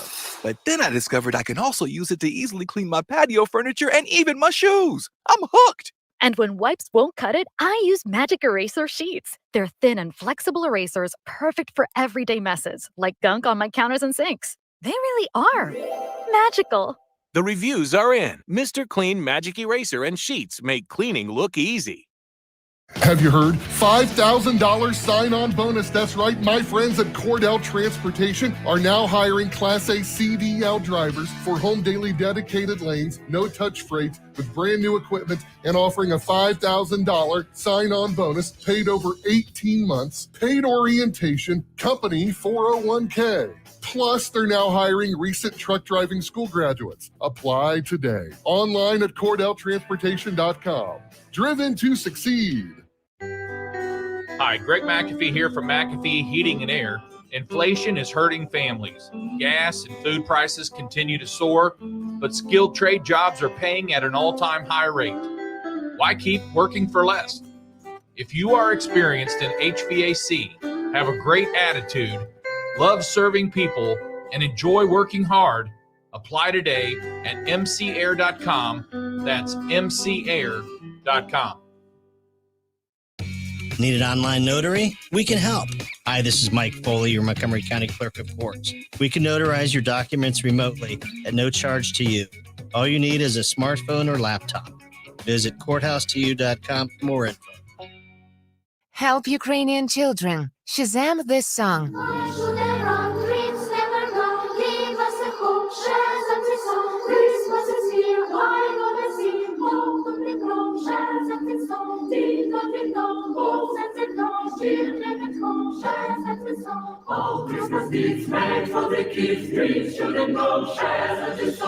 Scroll down Shazam, open on YouTube, follow the link and donate.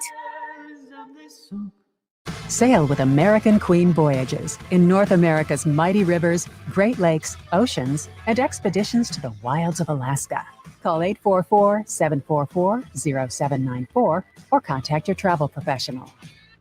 Navage helps you breathe better, sleep deeper, and snore less, but the biggest payoff is improved health. Navage is good personal hygiene and can help you stay healthier. At Walmart, Walgreens, CVS, Rite Aid, Target, and online. Navage, N-A-V-A-G-E, clean nose, healthy life. Drought, war, and rising food prices have devastated families in poverty. $50 provides a food kit to feed a family for a month. Just text the word radio to 97646. Ohio sports fans, I got some great news for you. Starting on January 1st, DraftKings Sportsbook will be live in our state. And to celebrate, all new customers will receive $200 in free bets when you sign up today using code WING1410.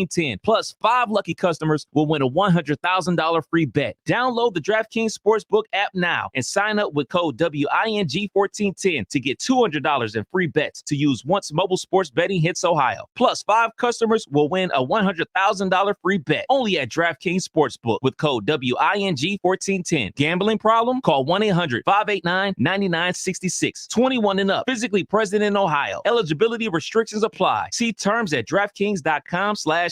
Subject to regularity licensing requirements. 1 per new customer. $200 issued as $825 free bets. No purchase necessary for sweepstakes. Void where prohibited. Ends first day DraftKings is allowed to operate in Ohio. See terms and official rules at dkng.co/OH.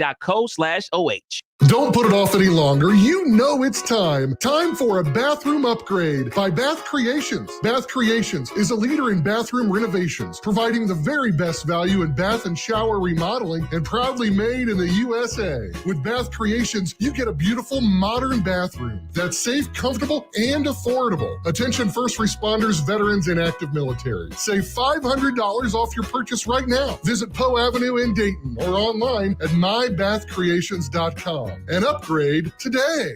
This is Doug Ute, Executive Director of the Ohio High School Athletic Association. High school coaches can be the biggest influence on kids having a positive experience in sports.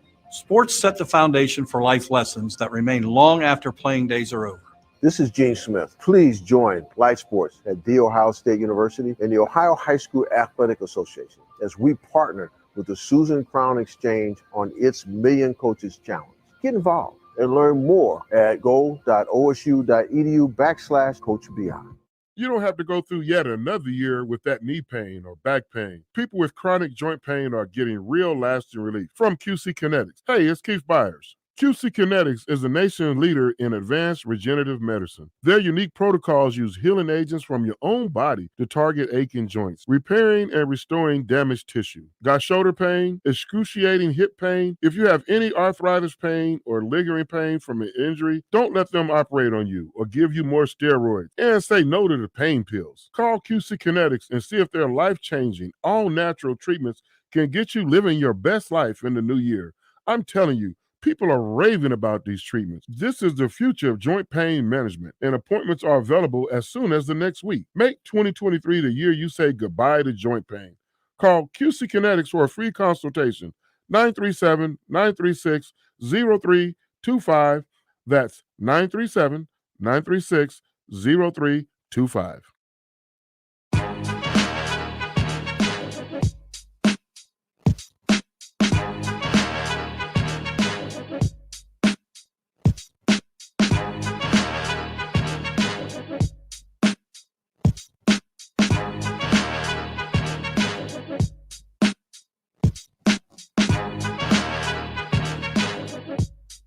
The Dayton Flyers open up a 10 play tonight as they have Duquesne coming into town.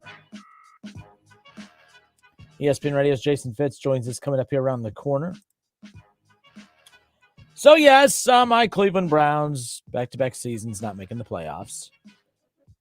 Now, again, being off the last couple of weeks, basically just kind of on, hit or miss here throughout the holiday season, of course, but a lot of you Bengals fans getting pretty cocky with me about, the Browns missing the playoffs. Some of y'all have told me to fill in the blank with whatever non-FCC approved word you would like. And I'm here to tell you, I didn't pick the Browns to make the playoffs this year anyway. It's not that big a deal to me. You got a backup quarterback starting 11 games. Not a whole lot of teams are going to make the playoffs with a backup quarterback. I should put it this way. Not a lot of teams with as many deficiencies as the Browns have with the backup quarterback, that is. Now, I'm not going to lie. The Browns have way more issues than I thought that they did. Issues that I've been saying for weeks, months, that before Deshaun Watson even stepped foot out on the field for the Cleveland Browns, the reason I'm not surprised, the reason I'm not shocked about the struggles of the Browns is because I accepted about 2 months into the season that the Browns' problems are not at quarterback. Now, I know I just said you have a backup quarterback for 11 games. You're not expected to make the playoffs anyways. Jacoby Brissett was very solid. I like Jacoby Brissett. He did a very good job. Do I want him to be the quarterback of the future? No, I do not. Do I want him to be the starting quarterback for the Browns next year? No, I do not. His numbers better than Deshaun's and all that. Look, we always take numbers and we just take them at their worth, and we don't really understand what kind of went on during certain stretches and all that stuff. But the bottom line is the Browns' issues stemmed so far beyond quarterback that it wouldn't matter if you had Joe Burrow at quarterback for the Browns. They weren't going to win more football games than what they did. This offense is not very good. The run game has kind of stunk. And I think it's unfortunate. And I have a take, Browns fans, that you're going to not like, that you're not going to like. Bengals fans, you're going to laugh at me. Non-Browns fans, you're going to laugh at me. But I got a lot of hate from you all over the break. The Browns missed the playoffs. I mean, all of you, if you guys could play the sitcom laughter when the Browns lost to the Saints last week, you probably would. And I don't blame you. Here's the deal, though. I don't blame Deshaun Watson. I don't. Deshaun Watson has not looked like lights out since coming back by any means. But I don't blame Deshaun Watson. There is a particular player that you all are in love with that I actually blame more than anything. Are you ready for it? Nick Chubb. Has anyone seen Nick Chubb? Nick Chubb, you there? So I started diving into the numbers, doing my homework a little bit. Now, Nick Chubb has 1,300 yards on the season. All right. He has 12 touchdowns. The dude has just been fantastic for the Cleveland Browns. He has been the Cleveland Browns, right? Cleveland looked their best in the first half of the season because Nick Chubb was running at an MVP-like level. Nick Chubb was better than Derrick Henry for 50% of the season. Nick Chubb has not been very productive for the Cleveland Browns.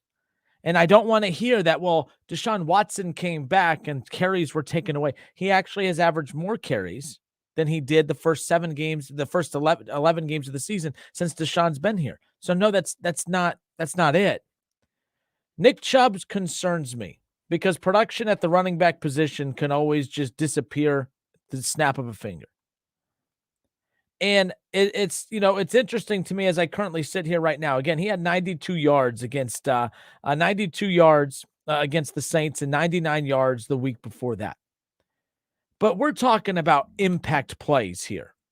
When's the last time you watched a Browns game and felt that Nick Chubb was making impact plays? Nick Chubb is known for overwhelming opponents and wearing down opponents. And not just hitting a hole, but hitting a hole hard and still being able to break tackles. And he's not doing that. I mean, his longest run for the Browns this past week was 19 yards. The week before that was 18 yards. The week before that was 13. In the first half of the season, he broke out for a 36-yard run, a 41-yard run, a 36-yard run, a 42-yard run, and a 47-yard run. This is his big breakout runs that he's had, a 19, an 18, a 13, and a 12. What? Now, the offensive line has obviously been a little banged up and all that stuff, but I'm not letting that be an excuse. Derrick Henry doesn't have the best offensive line in football, and he smashes opponents. He dominates opponents. I'm frustrated because I thought that we would see a much bigger I thought we would see a lot more production from this Cleveland Browns team with the emergence of Deshaun Watson and Nick Chubb. Deshaun Watson has been fantastic throughout his career, and he's never had a run game even close to being as good as what the Cleveland Browns have. But here's the problem. You guys think I'm making this up. No. I have the numbers right here to prove it. Deshaun Watson in games 1 through 7, 126 carries, averaged 18 carries a game, had 740 total rush yards. He averaged 106 yards a game, and he scored 8 touchdowns in the first 7 games of the season.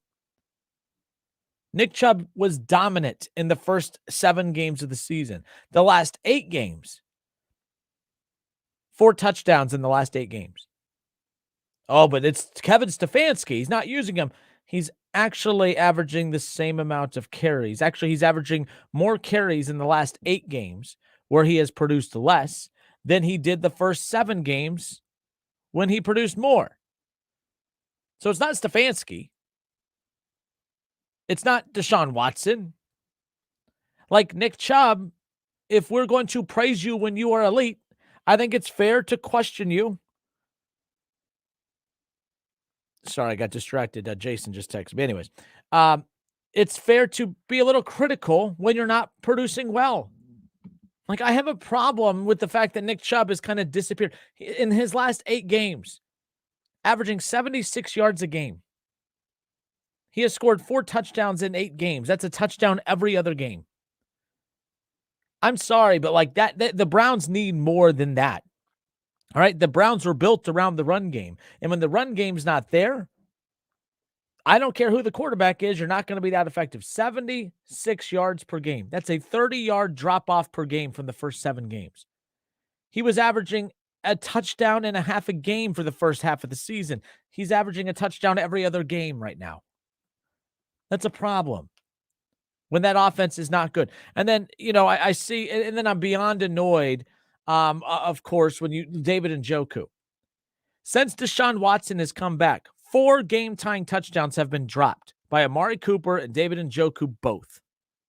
That's a problem. Put your hands out and catch it. It's a football. It's your job to catch it. But we're going to blame Deshaun Watson. Deshaun Watson couldn't get it done in the red zone. You mean he couldn't get it done? The 2 guys he passed it to that were open, that all they had to do was catch and turn, and it's a touchdown, and we're tied going into overtime? Yeah, I don't know about that. Deshaun has a lot of wrinkles he needs to iron out. Hasn't been smooth, hasn't been perfect, but he hasn't had a lot of help either. And that's not an excuse. That's just the reality of it. You watch the Browns, they are hideous offensively. It's horrible. But it's not because of Deshaun Watson.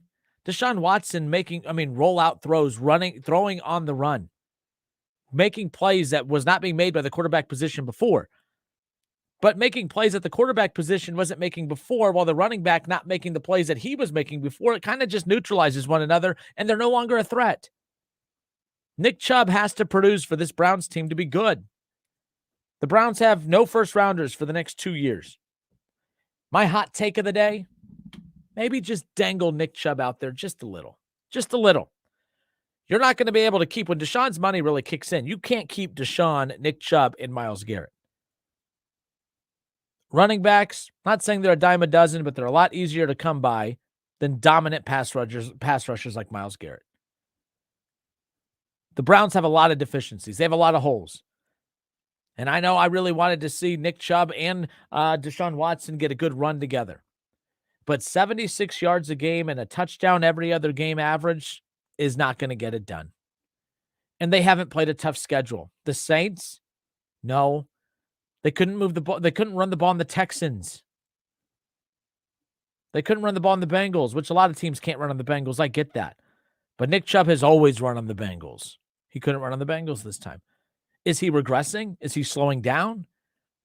Oh, it's the play calling. They're not running the ball enough. He's averaging more carries over the last 8 games than he did the first 7 games when he produced more. So, look, maybe I'm being a little too negative and pouty as a Browns fan, but at the end of the day, it's just one of those things where if I'm the Browns, I just think about it, dangling him out there for a trade. Just think about it. Because you could have Nick Chubb. I mean, again, if he finishes out the average, if he finishes the last 10 games of the season, averaging 76 yards, per game, I'm just saying that's a big contract to be sitting on that you can get draft picks for to take into next season without draft picks for the next 2 seasons. I'm just saying, just think about it. But big picture, they're not keeping Chubb, and they're not keeping Garrett, and they're not keeping Deshaun Watson. And guess what? You're not moving on from Myles Garrett, and you definitely ain't moving on from Watson. You can't. So Nick Chubb's the odd one out. It's kind of like what we're seeing in Cincinnati. At some point, the T. Higgins, Jamar Chase, Joe Burrow thing, that's not going to work. I mean, it works from an execution standpoint. It does not work from a financial standpoint. One of those 3 is gone, and it's not Joe Burrow, and it's not Jamar Chase. They have a tough decision to make. The Browns have a tough decision to make, and I think if you can move on from Chubb while you can get a lot back for him, I would do it now. I wouldn't take him into next season and risk him picking up where he left off not producing and then not being able to get anything from him. And now you have a super expensive running back, and then you end up in a situation like the Dallas Cowboys. But the difference is the Dallas Cowboys somehow, some way are better coached, and they win freaking football games. Some guy says, yeah, you faulting Chubb here is very weird. So you think he should sit out the last 2 games and we should trade him? Wow. I didn't say we should sit him out the last 2 games. He has the next 2 games to prove that he still has that motor. Some guy, why am I that? Just hear me out. What did I say what have I said that makes you feel that we still have that same old Nick Chubb? I mean, is he regressed? I mean, I don't get it. I just dropped the numbers for you. He averaged 106 yards per game for the first 2 months of the season. He averaged a touchdown and a half a game for the first 2 months of the season. He's averaging 76 a game now and goes weeks without scoring touchdowns. That's not productive. And to say, well, the offensive line's been banged up, because I think someone else chimed in on that too. So Matt says, it's Nick Chubb's fault that the O-line since week 9 has been ranked second. Matt, I don't want to hear that. The Titans don't have a very highly ranked offensive line, and Derrick Henry's Derrick Henry. We can't be that so Nick Chubb is the Baker Mayfield of running backs, where he needs the perfect offensive line to be efficient. I'm sorry, that's just not the case. Jonathan Taylor has not been very good this year, all right? But he didn't have the best offensive line last year either, all right? So the Browns, it can't just be Nick Chubb's only dominant when they have a dominant offensive line, because you paid your quarterback. you're not going to keep that offensive line intact. Now, I like that they kept Conklin. It was an interesting move. I mean, they took care of it now and didn't let it draw out, so that's good. But we can't – I mean, I think the Browns really did – I think they dropped the ball not capitalizing while things were hot with that offensive line, because that offensive line is going to get worse in the next couple of years. Didn't mean to yell at you, Matt. But he said, they're ranked second to last in run blocking, but it's also not just Chubb. The whole run game is non-existent due to all the injuries on the O-line. It's not just that. He's not breaking tackles, Matt. Like Matt, like a lot of this stuff, like a lot of his yards after, his yak is just insane. Not yak, I'm sorry, not yards after contact, I'm sorry. Like he led the league in yards after contact. He's like at the bottom right now. He's not explosive. He's not breaking tackles. He's not breaking for big runs. I don't know. I'm just saying, like, there's a lot of running backs out there that you can get 76 yards a game from for a lot cheaper. And now that money can go a lot of different places. I'm not saying Chubb's a bum by any means, but you can't sit here and say that 76 yards a game for the last 2.5 months of the season is worth risking keeping when you have limited draft capital moving forward. That's all. Anyways, Ron Howard says, you have come back with a lot of anger. I'm an angry elf, apparently. You're right. You're right. All right. It's the Justin Kinner Show with Kev Nash right here on 1410 ESPN Radio. ESPN Radio's Jason Fitz shot me a note. He's going to jump on with us coming up here in just a few moments. Not being too negative here. I'm just being a realist. You have to look at it here. Steve Keaton says it could be that he's lost a step. Mixon hasn't looked the same this year either. I mean, why is it that Bengals fans, how come we look at Joe Mixon and say he's lost a step and not sound crazy? But when I say that Nick Chubb's lost a step from mid-season to now, I mean, I don't get it. Are there elements that have led to him being less productive? Yes, but we're also not seeing that same explosiveness either. That's all. I'm just saying, if you put Nick Chubb's name out there and you can get some big draft picks for him, get some capital back, and turn that into a big position, a big player on the defensive side of the ball, or heaven forbid, a freaking legitimate wide receiver, like a guy that actually uses his hands to catch the damn football. Tired of watching Amari Cooper drop passes. Tired of watching Njoku drop passes. David Bell, I'm tired of it all. I hate that I have to bitch about a David Bell 365 days a year, whether it's baseball season or the Cleveland freaking Browns. Like, come on, we need something. We need something. But the Browns missing the playoffs, it doesn't surprise me because they were never a Deshaun Watson away from being a legitimate team this year. And I thought that was the case coming in. I thought coming into the season, man, if Deshaun could play 90% of the season, look out. I think if you got Deshaun back in week 5 to now, I think they're still in the playoff mix, but they're not Super Bowl contenders, not by any means. Not with that defense. Not with 76 yards a game from your running back. He said, you implied in your tweet that he should sit out. And yes, Kenner, that's how football works. When your fourth string center is getting blown up and Wyatt Teller turns in a down year, Chubb is going to suffer. That's a weak excuse when it comes to the Cleveland Browns. Like, running backs produce.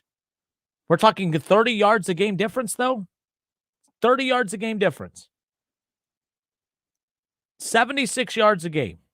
We're okay with that. And who's to say that the offensive line will ever return to the dominant offensive line that it was? I mean, that's worrisome. We've seen guys like Todd Gurley disappear like that. Right? We've seen it. Zeke Elliott is nowhere close to being what he once was. Still productive, but he's not even close to what he once was. Joe Mixon. I mean, my God, he was a top 5 running back last year. He's laughable this year. It's embarrassing. They almost lost to the Patriots last week because they can't get a damn run game going to complement Joe Burrow's elite pass game. So, I don't know. I'm just not on board. I'm not like overreacting to this Nick Chubb thing. I'm just saying when you're that front office, you got to be creative. And moving on from Nick Chubb and getting some pieces in return for him to give another pass catcher. All right, you have Dearness Johnson. It's not like you have bums waiting in the back. You have Dearness Johnson. Get draft picks. Name another position that you have an elite player that you could move on from him and still have a serviceable weapon behind him and still not miss a beat. I don't think the Browns take a significant dip because they move on from Nick Chubb. In fact, it almost helps them. It's addition by subtraction. Get draft picks, get better pieces. This team has to get better and get better in a hurry. Where they need help at, there's not a lot of options in free agency that's going to take them to that next level. Joe Burrow has T. Higgins and Jamar Chase. And we have David Njoku, who loves taking his shirt off in negative 20-degree temperatures and drops footballs. And we have Amari Cooper, who is known for being a dominant receiver in the first 2 months of the season and disappearing in the back half, which is exactly what he has done. I watched him do it in Dallas. I thought we were going to get a different result in Cleveland, and we're not. And no, I never implied that and by the way, I never implied that he should sit. What I implied was, I never implied that at all. I said I was impressed. I was impressed that professional football players are willing to play meaningless ball games while college players are opting out left and right. That's what I was getting at. I wasn't implying that he should sit out. Not at all. ESPN Radio's Jason Fitz next.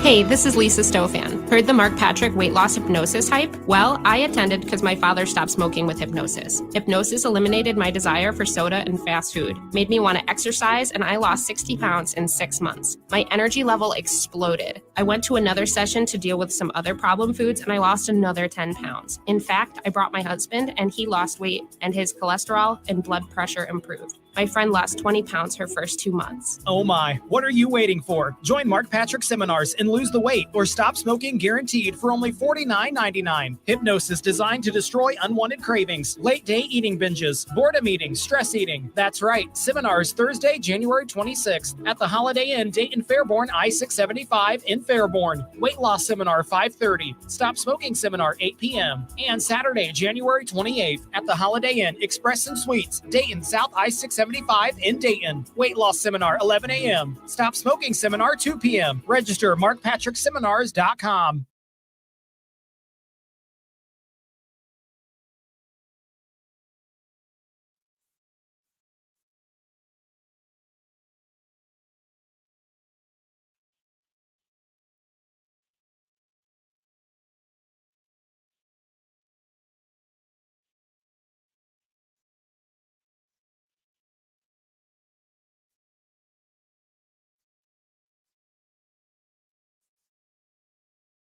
Paid for by Christian Care Ministry. If you are 65 or older, watching your hard-earned dollars fly out the window on healthcare costs is so frustrating. But here's some great news. If you missed the December 7th deadline for open enrollment, it's not too late. Here's something that can really help. It's MediShare 65 Plus.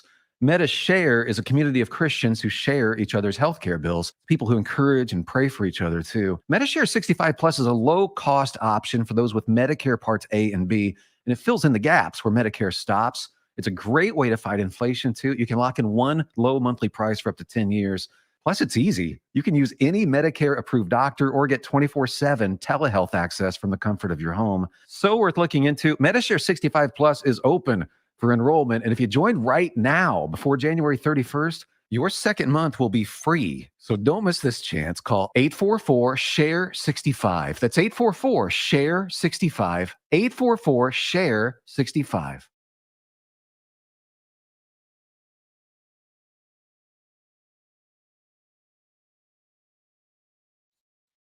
Give me fuel, give me fire, give me that which I desire.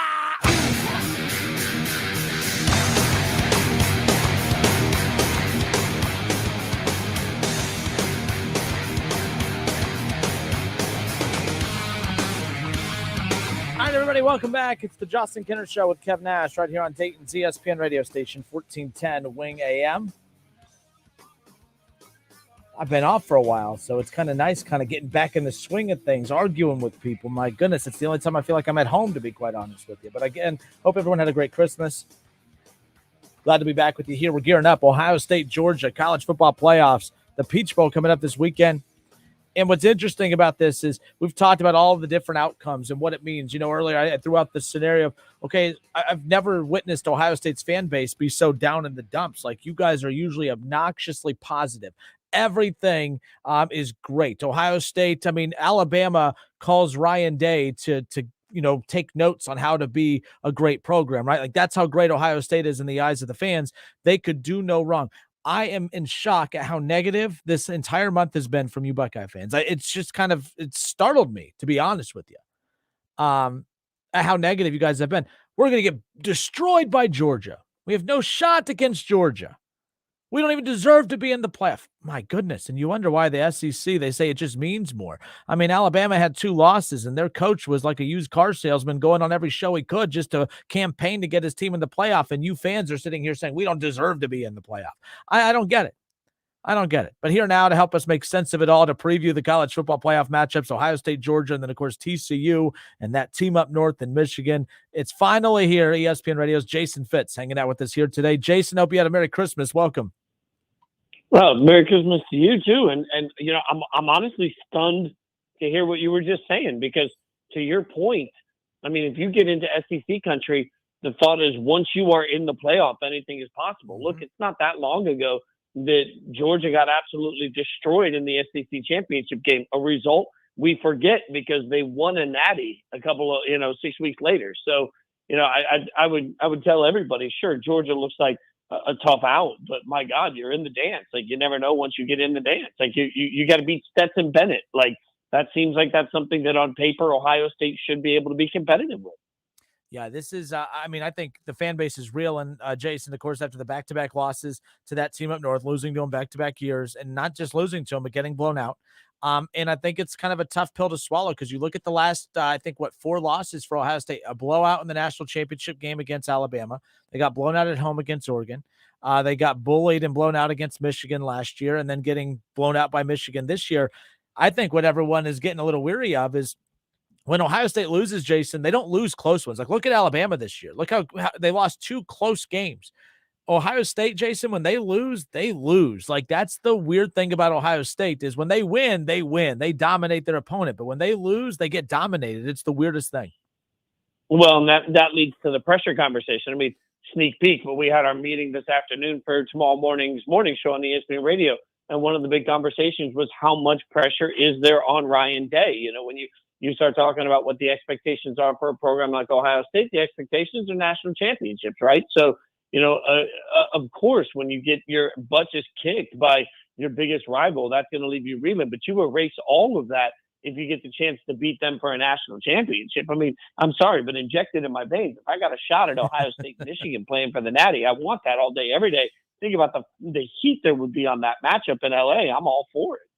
One thing Kevin and I always talk about, Jason, is the fact that, Ohio State football, the season could be boring. I mean, we get so excited all off season, we gear up for the season to get here so that we can watch Ohio State be up 45-0 at the end of the first quarter against Rutgers, against Maryland, against Bowling Green, against Miami of Ohio, against these, they and I always joke with Kev, I'm like, I don't understand. Like, we love this stuff, but we want a full 4-quarter game, but we get a half a quarter and then we, whatever. It's never good football games. Well, guess what? You get what you ask for, because I've been calling for that for a while. And now, for the first time in a while, like, I'm uncomfortable with where Ohio State is, which is a good thing, because, it makes the games more intense and more interesting.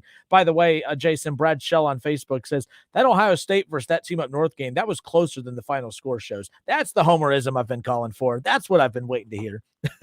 Look, I mean, and what I'm surprised about, like, there was a real conscious decision to change who Ohio State was defensively to try and take advantage of a matchup that they thought they could take advantage of from J.J. McCarthy. And I think coaches got cute and confused them. Like, I think you had a bunch of guys not doing what they were comfortable doing. Now you've had a month to get ready for this matchup against Georgia. Like, this becomes one of those moments where I think you got to believe that your guy can outcoach their guy. Now, is that difficult to do against the defending national champion? Yes. But a year ago right now, there were real conversations about whether Kirby Smart was the guy and could handle it. Now, all of a sudden, you've got an undefeated defending national champion, and everybody says Georgia's unbeatable. I mean, Georgia has played incredibly well. And yes, Georgia did a spectacular job against particularly Tennessee, taking away their best weapons. I think that's going to be that's something to be scared about, because that Tennessee offense should have clicked on all cylinders, and Georgia shut them down for much of the game. But we've also seen Georgia give up big plays, chunk yardage, even against LSU,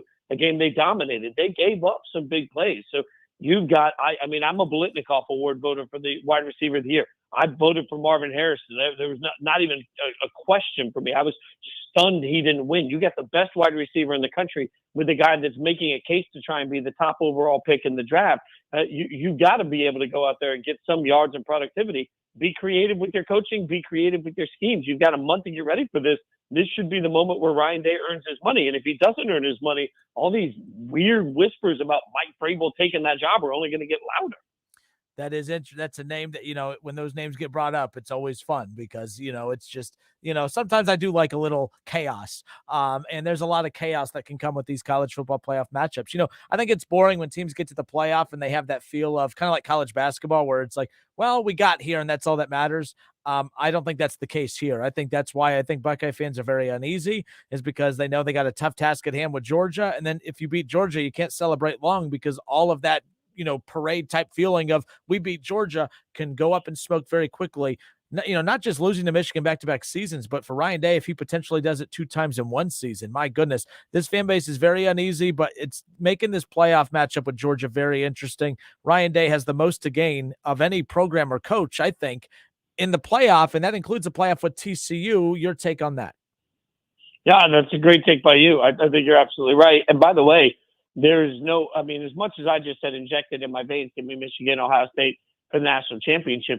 I also think you get the best matchup there because you have two teams that know each other. Like one of the weirdest things about the college football playoff is that you have forever to get ready for the semifinal match. And then you turn right around and you suddenly have to get ready for one of two teams. Like it can really put you at a disadvantage, I believe. So having familiarity with your opponent can go into that national championship game with all sorts of advantages there. So I think it really is.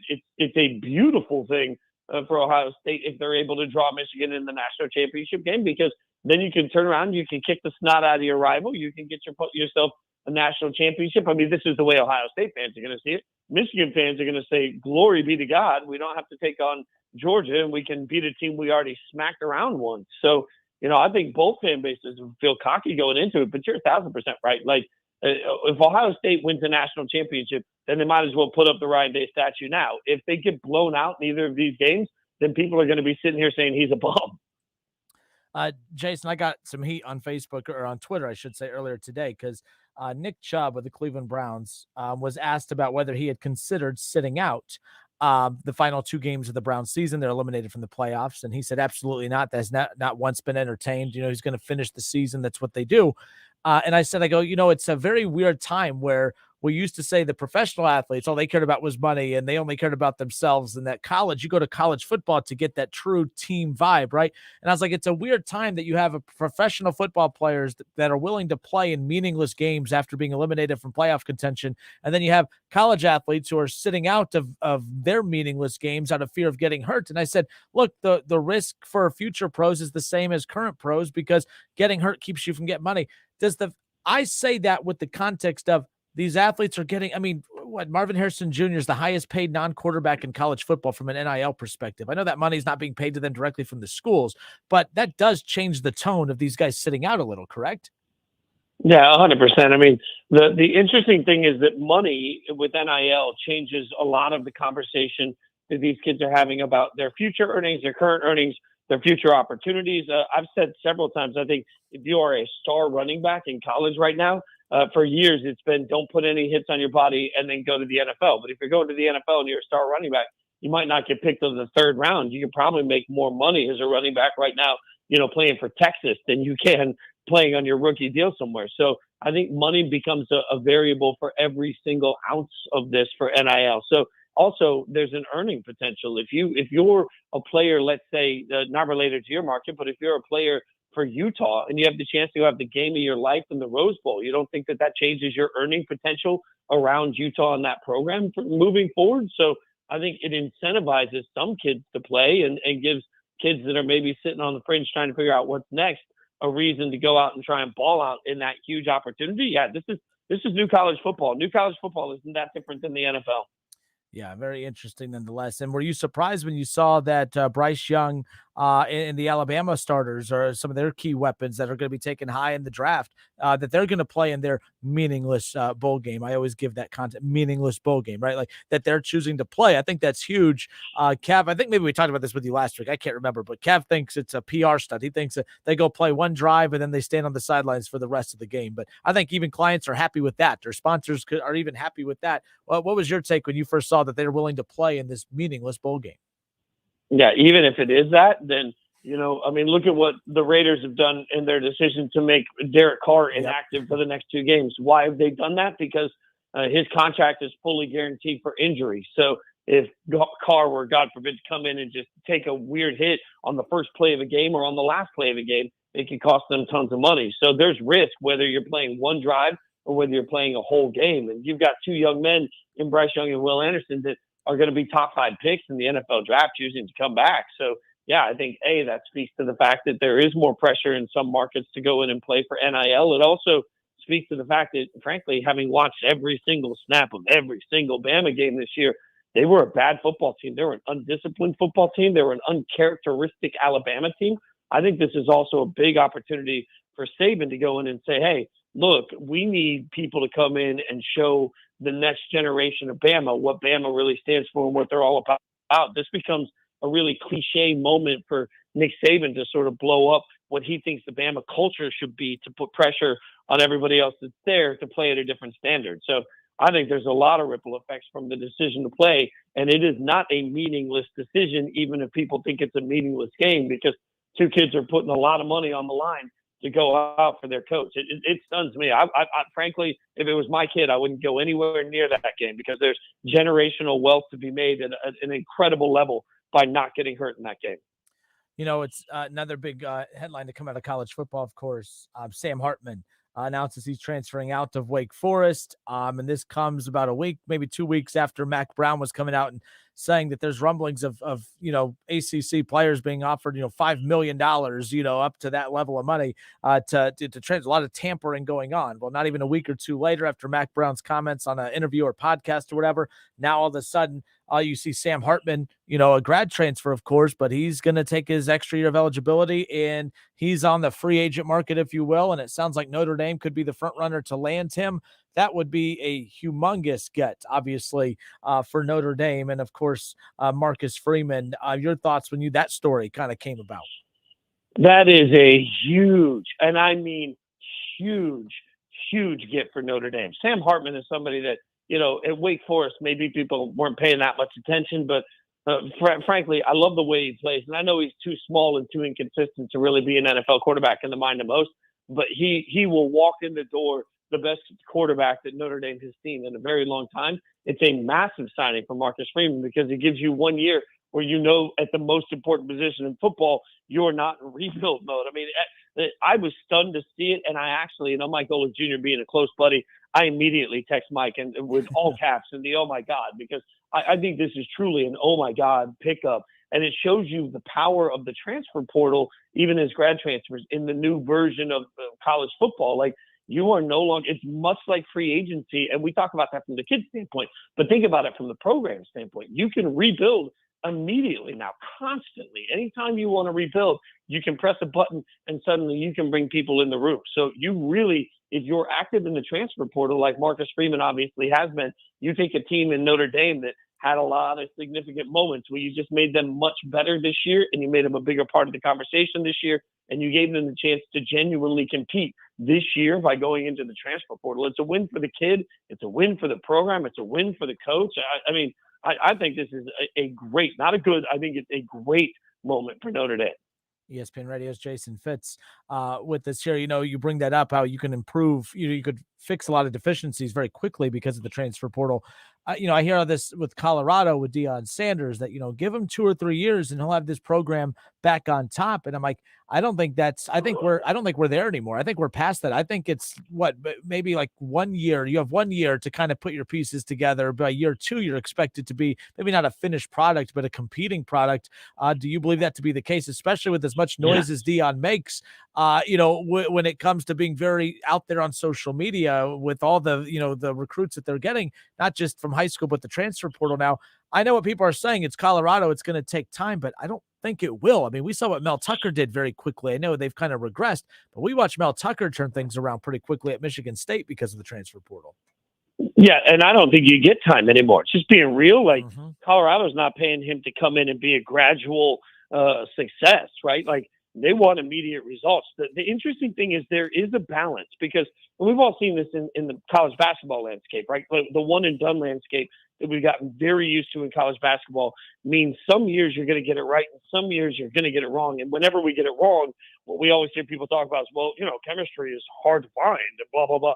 Like it's the same in college football, right? Like, so you can live by the portal for a year or two and you can cherry pick out of the portal, but you still have to recruit at a high level constantly. So what's going to be interesting for Dion is that there's going to be expectations that they win 5 or 6 games right away. And winning 5 or 6 games at Colorado is like winning 12 anywhere else, right? And then on top of that, they're going to have to start recruiting in a sustainable way because if he thinks he can just walk in the living rooms and cherry pick transfers every year and be successful, that's just not. We have no proof of concept that works long term. That'll work for a minute, but not long term. So I think it's interesting because he's not going to get grace. He's not going to get patience. His personality doesn't really allow for either of those things. So then on top of not getting grace and patience, he better go out and recruit for the long term in a big, big way. Last thing before we let you go, Jason, I had a hot take before you jumped on with us. The Browns eliminated from playoff contention. And, a lot of times, and by the way, I'm not defending Deshaun Watson because, he's going to get the blame for everything and he'll get the praise for when things go well. But, the thing that's interesting, I couldn't wait to see what Deshaun could do with the run game because Nick Chubb is the best running back he's ever played with. And we saw what level Deshaun was at before, of course, missing the 700 days of football due to on the field and off the field issues, of course. But I brought up the fact that the Browns they have no draft capital coming up. They have no first rounders for the next 2 years, and they have a lot of deficiencies for as talented as that roster is. It's not a very well-run team. Well, Nick Chubb, Jason, the first 7 games of the season averaged 106 yards and 8 touchdowns in the first 7 games of the season. The last 8 games, a 30-yard per game dip-off and only 4 touchdowns in the last 2 months. I think the Browns should entertain the idea, as crazy as this sounds, of dangling his name out there to see what the trade market would be to replenish the their draft capital, and they still have Dearness Johnson and some strong running backs. I just think it's silly to risk going into next season with him averaging 76 yards a game. Maybe I'm overreacting. Talk me off that ledge, or am I onto something? They need draft picks, and I think that's the one position you could afford to move on from and fix and fill very quickly. The interesting thing about your theory is there's a little bit of proof of concept right now this year with Carolina, right? Because Carolina got rid of one of the best players in the NFL in Christian McCaffrey. But what they believed is that they could replace Christian McCaffrey with somebody that college football fans I think know very well in Chuba Hubbard, right? And so the belief was that they could do a little bit of committee, they could lean more on Chuba, and they could get enough production that they could still win football games. And Carolina has, since doing that, played better, and I'm not saying that getting rid of your best players necessarily makes you better all the time, but running back is certainly a position that is curious. I'm always open about my Raiders fandom, right? Josh Jacobs is leading the league in rushing this year. Does that mean he's going to be back next year for the Raiders? From the people I've talked to around the organization, the theory is they still aren't going to look at paying him. They may just look at franchising him for 1 year if they have to. So if you can get capital for him, then yeah, I don't think as weird as the Browns are in a weird situation because they paid a ton of money to a quarterback that comes with a lot of baggage for a lot of reasons that we've talked about. But with all of that comes a heightened level of expectations from day one. We just talked about grace. There's not going to be grace and understanding in the Browns process of trying to win 7, 8, 9 games and build a roster around Deshaun. The expectation is they should be able to compete for Super Bowls. But when you are paying your quarterback what they are paying their quarterback, you better go out there and be able to draft effectively. So if you can get draft capital back for them, I don't think it's the worst idea.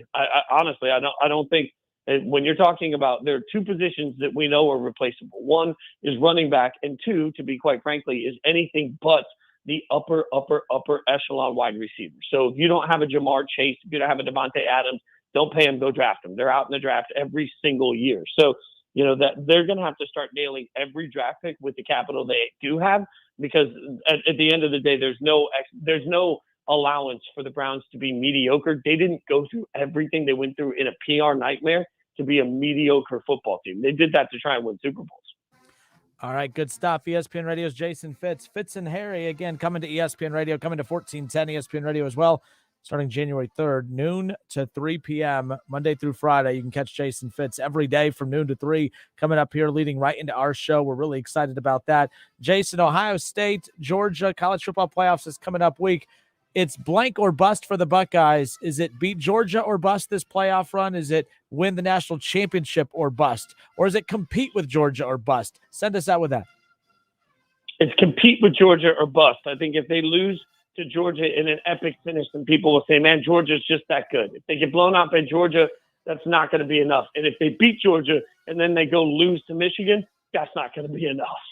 All right, good stuff. Jason, you the man. Appreciate you. Thank you. Appreciate you, my friends. Have a great one. All right, good stuff. ESPN Radio's Jason Fitz. We'll be right back.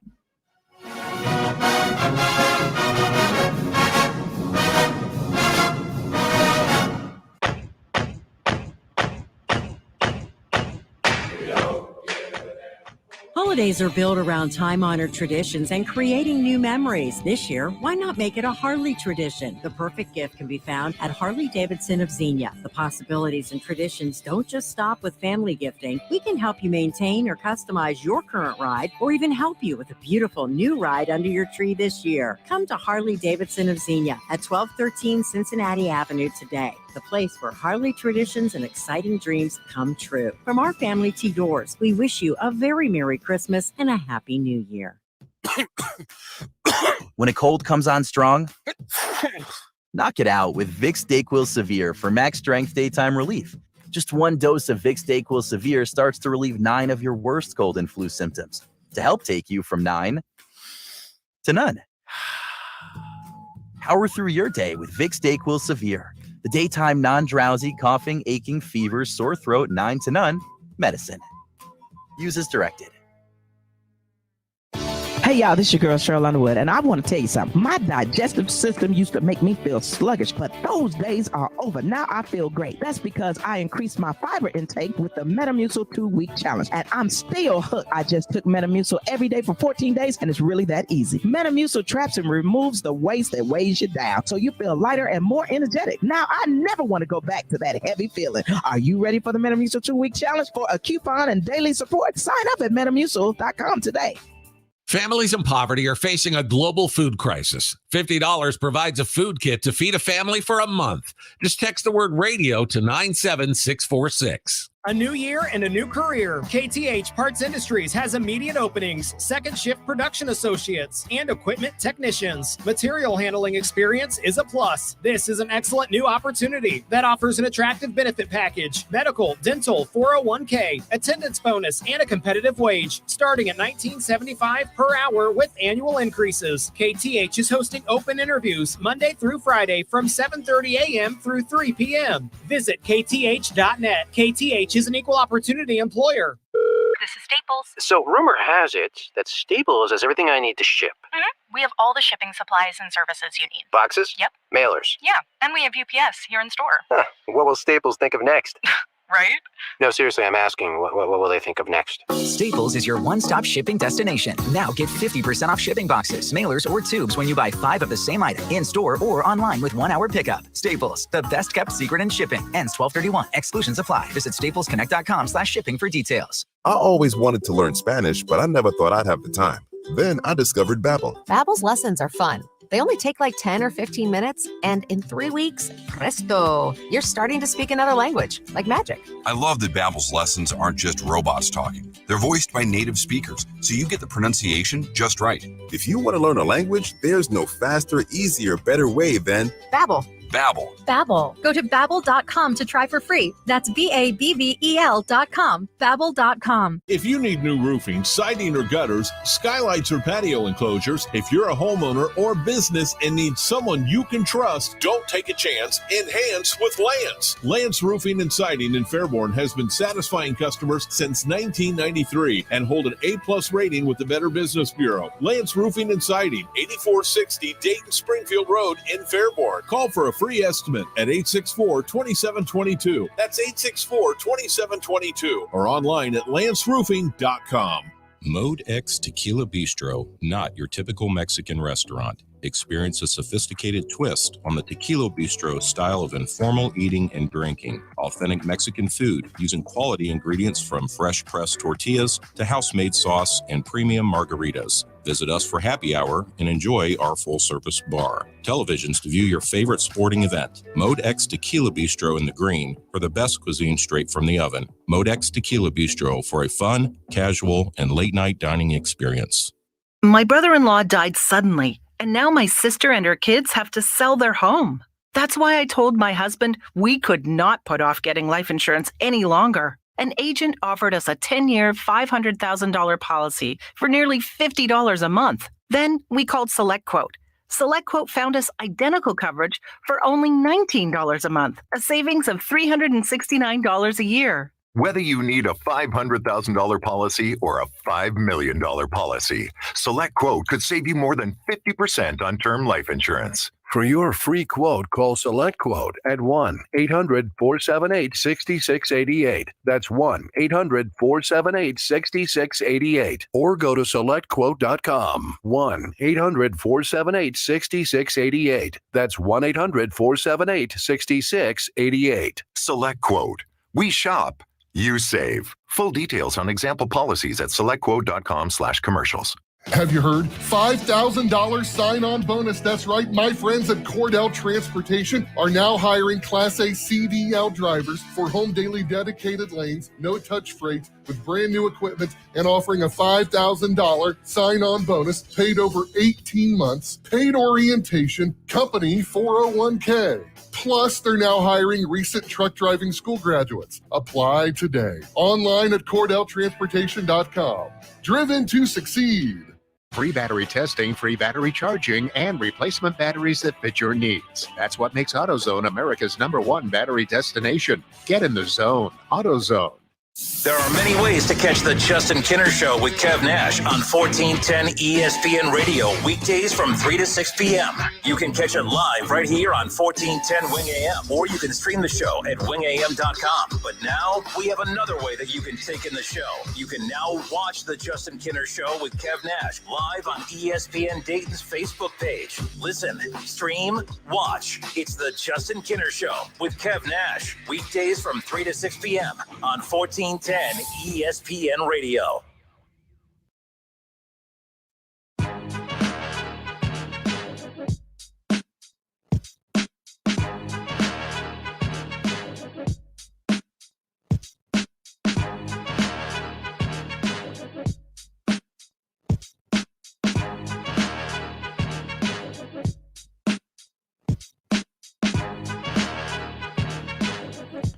Justin Kinner back with you here on Dayton's ESPN radio station, 1410 Wing AM. So, man, I thought Bengals fans hated me. Browns fans really hate me today. That's fine. You can tell me all you want how great of a running back Nick Chubb is, and I'm here to tell you, I agree.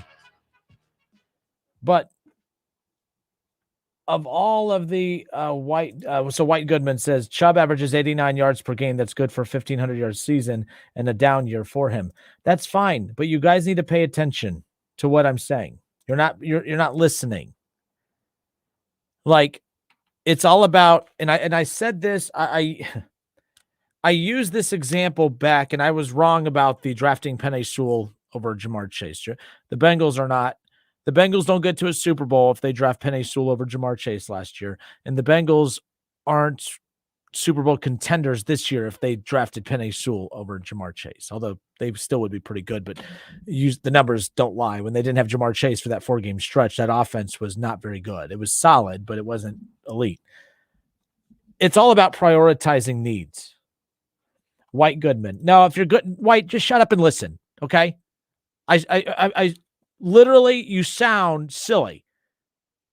No, you're not making sense. Okay, Mr. Goodman, don't tell me he's averaging 89 yards a game. I know he's averaging 89 yards a game. I said that.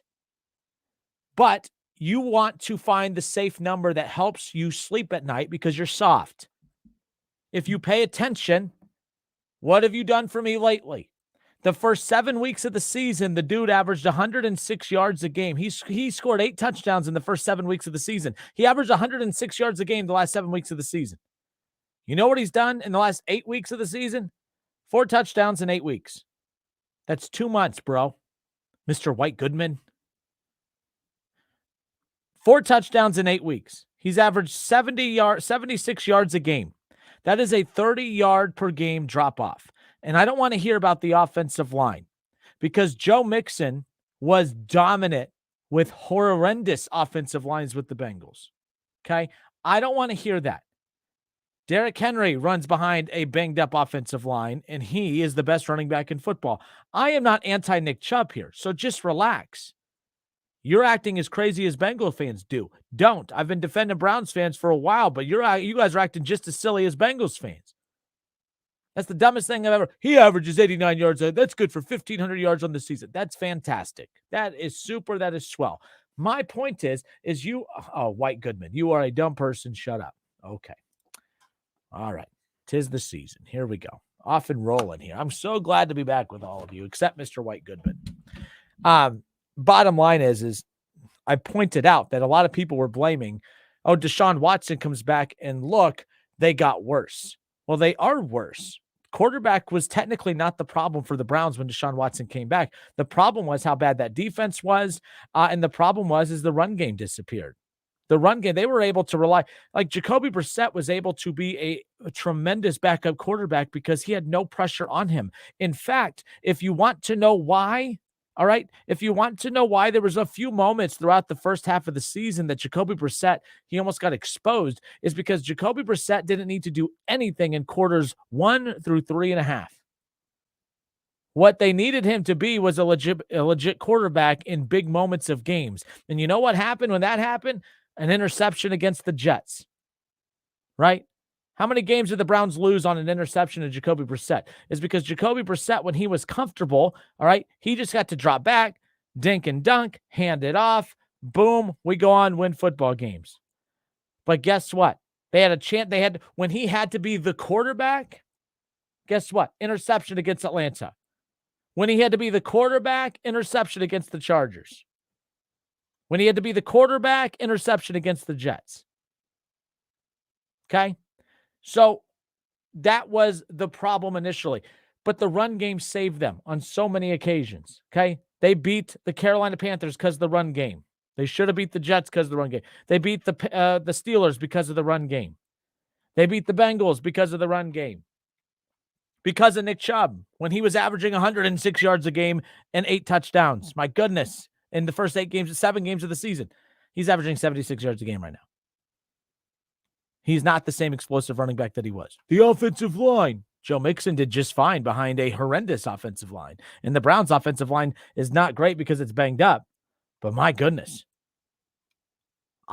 My concern is that we share the roads with guys like White Goodman, who hear logic and hear facts, and those facts don't make him feel good, so he ignores the facts, and he just goes and finds some random number to make him feel good.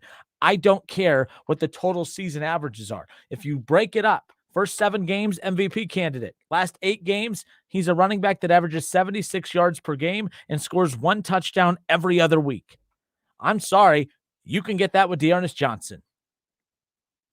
And then you can use Nick Chubb to dangle out there to get some draft picks. By the way, I'm not arguing that Nick Chubb is bad. What I am arguing is that there has to be some concern because we've seen teams move on from running backs. The Rams made a mistake by paying Todd Gurley. The Cowboys made a mistake by paying Zeke Elliott. And if you're going to bring up Zeke's success with the Cowboys, the only reason that's not a concern with the Cowboys right now is because of Tony Pollard. That's it. Teams move on. The Jason Fitz just brought it up as perfect.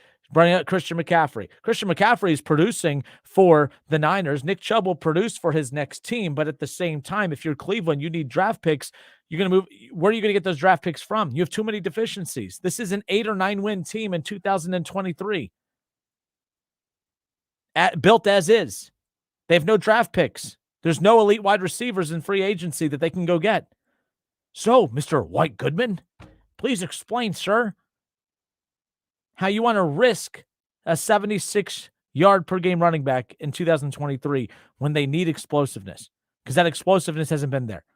Joe Mixon went from a top 5 running back last year for the Bengals to totally regressing for no reason whatsoever.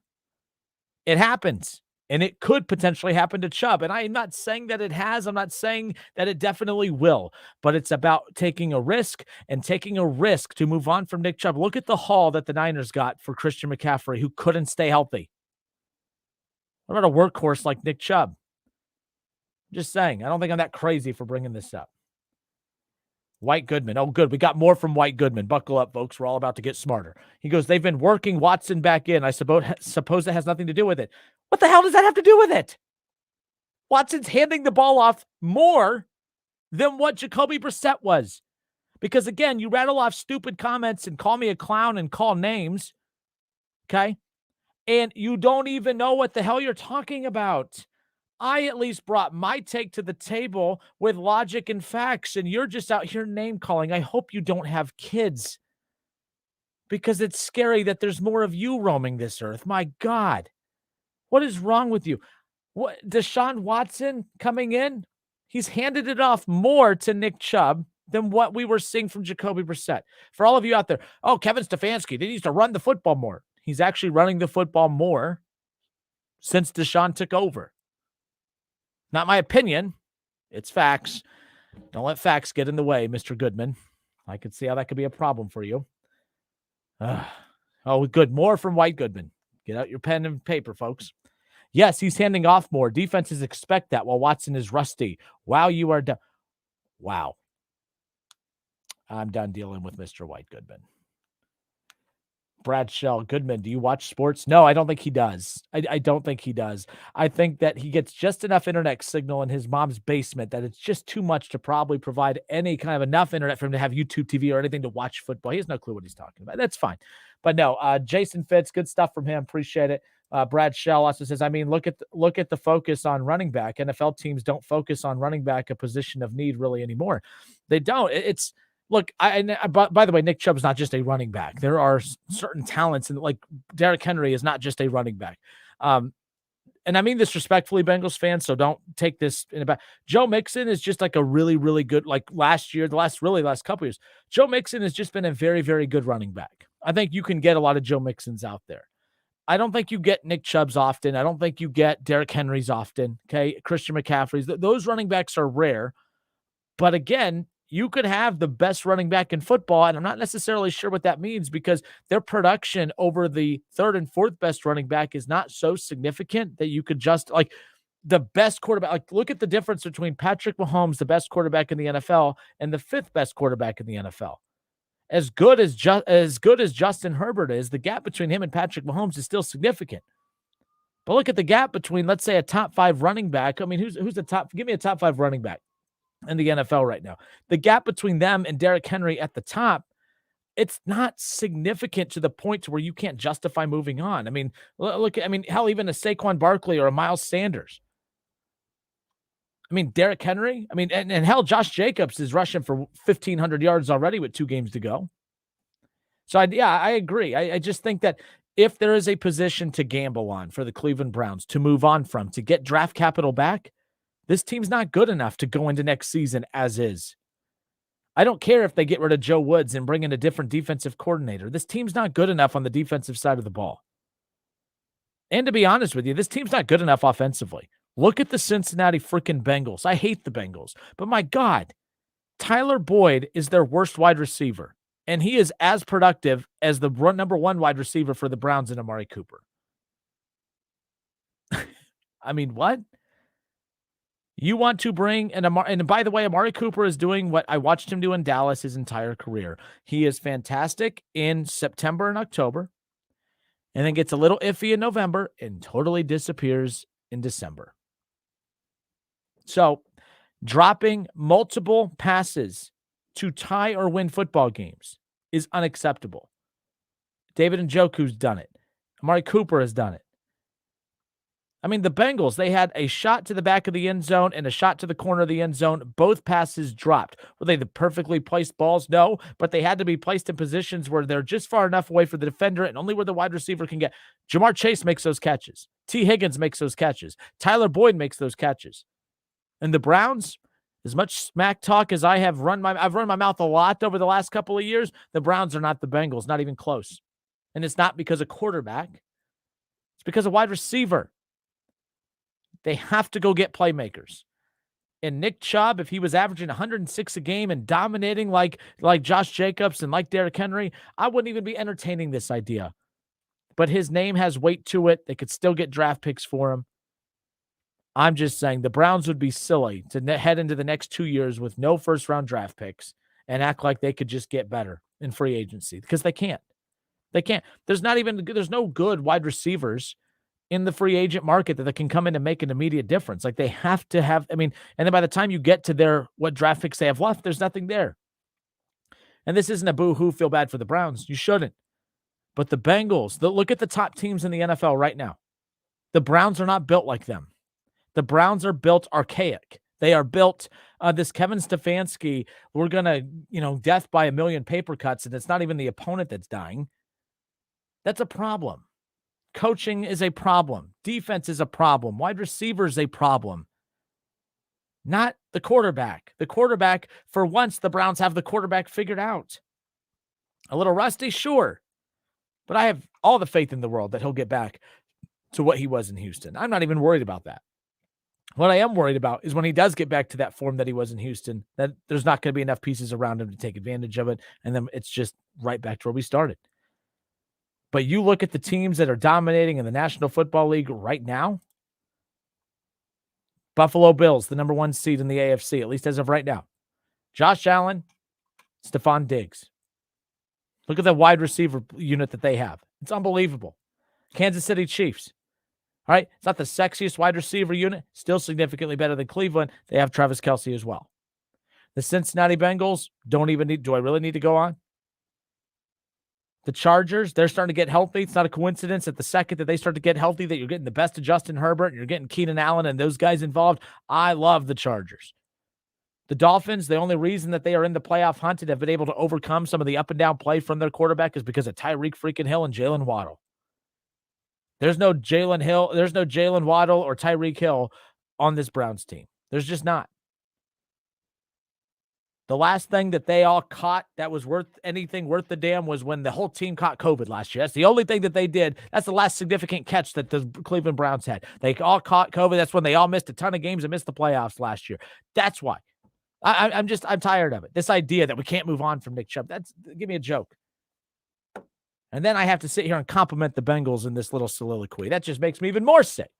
We'll be right back. It's the Justin Kinder Show with Kev Nash right here on 1410 ESPN Radio, 518-1410. That's the number you can also call and jump in on the conversation. Live on Facebook as well. The Justin Kinder Show on Facebook. Like, subscribe, jump in, follow along.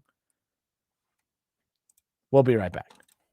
For $10,000 in back taxes or have unfiled tax returns, we can help you take back control. The IRS is the largest and most aggressive collection agency in the world, and they can seize your bank accounts, garnish your paycheck, close your business, and file criminal charges. Take control of your tax problem now by calling the experts at U.S. Tax Shield and take advantage of the Fresh Start program and new laws that may allow us to negotiate a settlement for the lowest amount possible. Our team of tax attorneys and enrolled agents can stop collections and get you protected so you can take control of your financial future. U.S. Tax Shield offers a price protection guaranteed quote to get you protected today. U.S. Tax Shield is A+ rated with the Better Business Bureau, so call now. 800-687-5192. That's 800-687-5192. U.S. Tax Shield. 800-687-5192.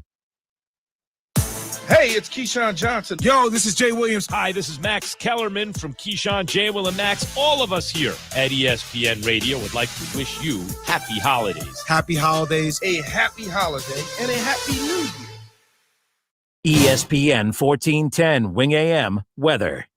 The mid-afternoon and early evening will be mainly clear and sunny, a high near 45. Tonight's going to be partly cloudy, a low near 35. And tomorrow's going to be mostly cloudy, a high near 53. I'm Pete Spivak for 1410 ESPN Radio. Weather is brought to you by Cullet Propane. 98% of their customers recommend Cullet. If you wouldn't recommend your current supplier, check them out at culletpropane.com. Don't put it off any longer. You know it's time. Time for a bathroom upgrade by Bath Creations. Bath Creations is a leader in bathroom renovations, providing the very best value in bath and shower remodeling and proudly made in the USA. With Bath Creations, you get a beautiful modern bathroom that's safe, comfortable, and affordable. Attention first responders, veterans, and active military. Save $500 off your purchase right now. Visit Poe Avenue in Dayton or online at mybathcreations.com. And upgrade today. Calling all Ohio sports fans. Starting January 1st, you'll be able to bet on all your favorite sports teams with DraftKings. To celebrate, all new customers will receive $200 in free bets when you sign up today using code WING1410. Plus, 5 lucky customers will receive a $100,000 free bet. Download the DraftKings Sportsbook app now and sign up with code WING1410 to get $200 in free bets to use once mobile sports betting hits Ohio. Plus, 5 customers will win a $100,000 free bet. That's code WING1410. Only at DraftKings Sportsbook. Gambling problem? Call 1-800-589-9966. 21 and up. Physically present in Ohio. Eligibility restrictions apply. See terms at DraftKings.com/sportsbook. Subject to regularity, licensing requirements. One per new customer. $200 issued as a $25 free bet. No purchase necessary for sweepstakes. Void where prohibited. Ends first day. DraftKings is allowed to operate in Ohio. See terms and official rules at DKNG.com/OH. Hi, I'm Emmitt Smith, Pro Football Hall of Famer and 3-time champion. Trust me, I know about joint pain. Pro Football's all-time leading rusher, Emmitt Smith, talks about chronic joint pain and exciting new regenerative treatments from QC Kinetics. I know what it's like to fight through pain, but now, you and I, we have help. QC Kinetics. QC Kinetics is the nation's leader in advanced, all-natural regenerative medicine that can give you lasting relief with no drugs, no downtime, and no surgery. Do you suffer with constant pain from arthritis or injury? Pain in your knees, hips, shoulders, or lower back? Don't assume steroids, pain meds, and surgery are your only options. Regenerative, restorative, natural solutions are now available. Don't let your joint pain keep you from doing the things you love. Call QC Kinetics now for a free consultation and learn how regenerative medicine can repair and restore damaged joint tissue. Make the call to QC Kinetics. Tell them Emmitt Smith sent you. Call QC Kinetics, 937-936-0325. That's 937-936-0325. 937-936-0325. Hurry into Menards, your plumbing headquarters. Put the finishing touches on your kitchen or bathroom with our great selection of Moen faucets. Moen creates products designed to connect people with water in revolutionary ways for any room of your home. We have the faucet that fits your personality and unique taste for the hardest working rooms in your house. Right now, save big money on Moen faucets at Menards. Save big money at Menards. Listen to this station anytime, anywhere on Odyssey. Odyssey is your new audio home for all the music, news, sports, and podcasts that matter to you. Odyssey. That's AUDACY.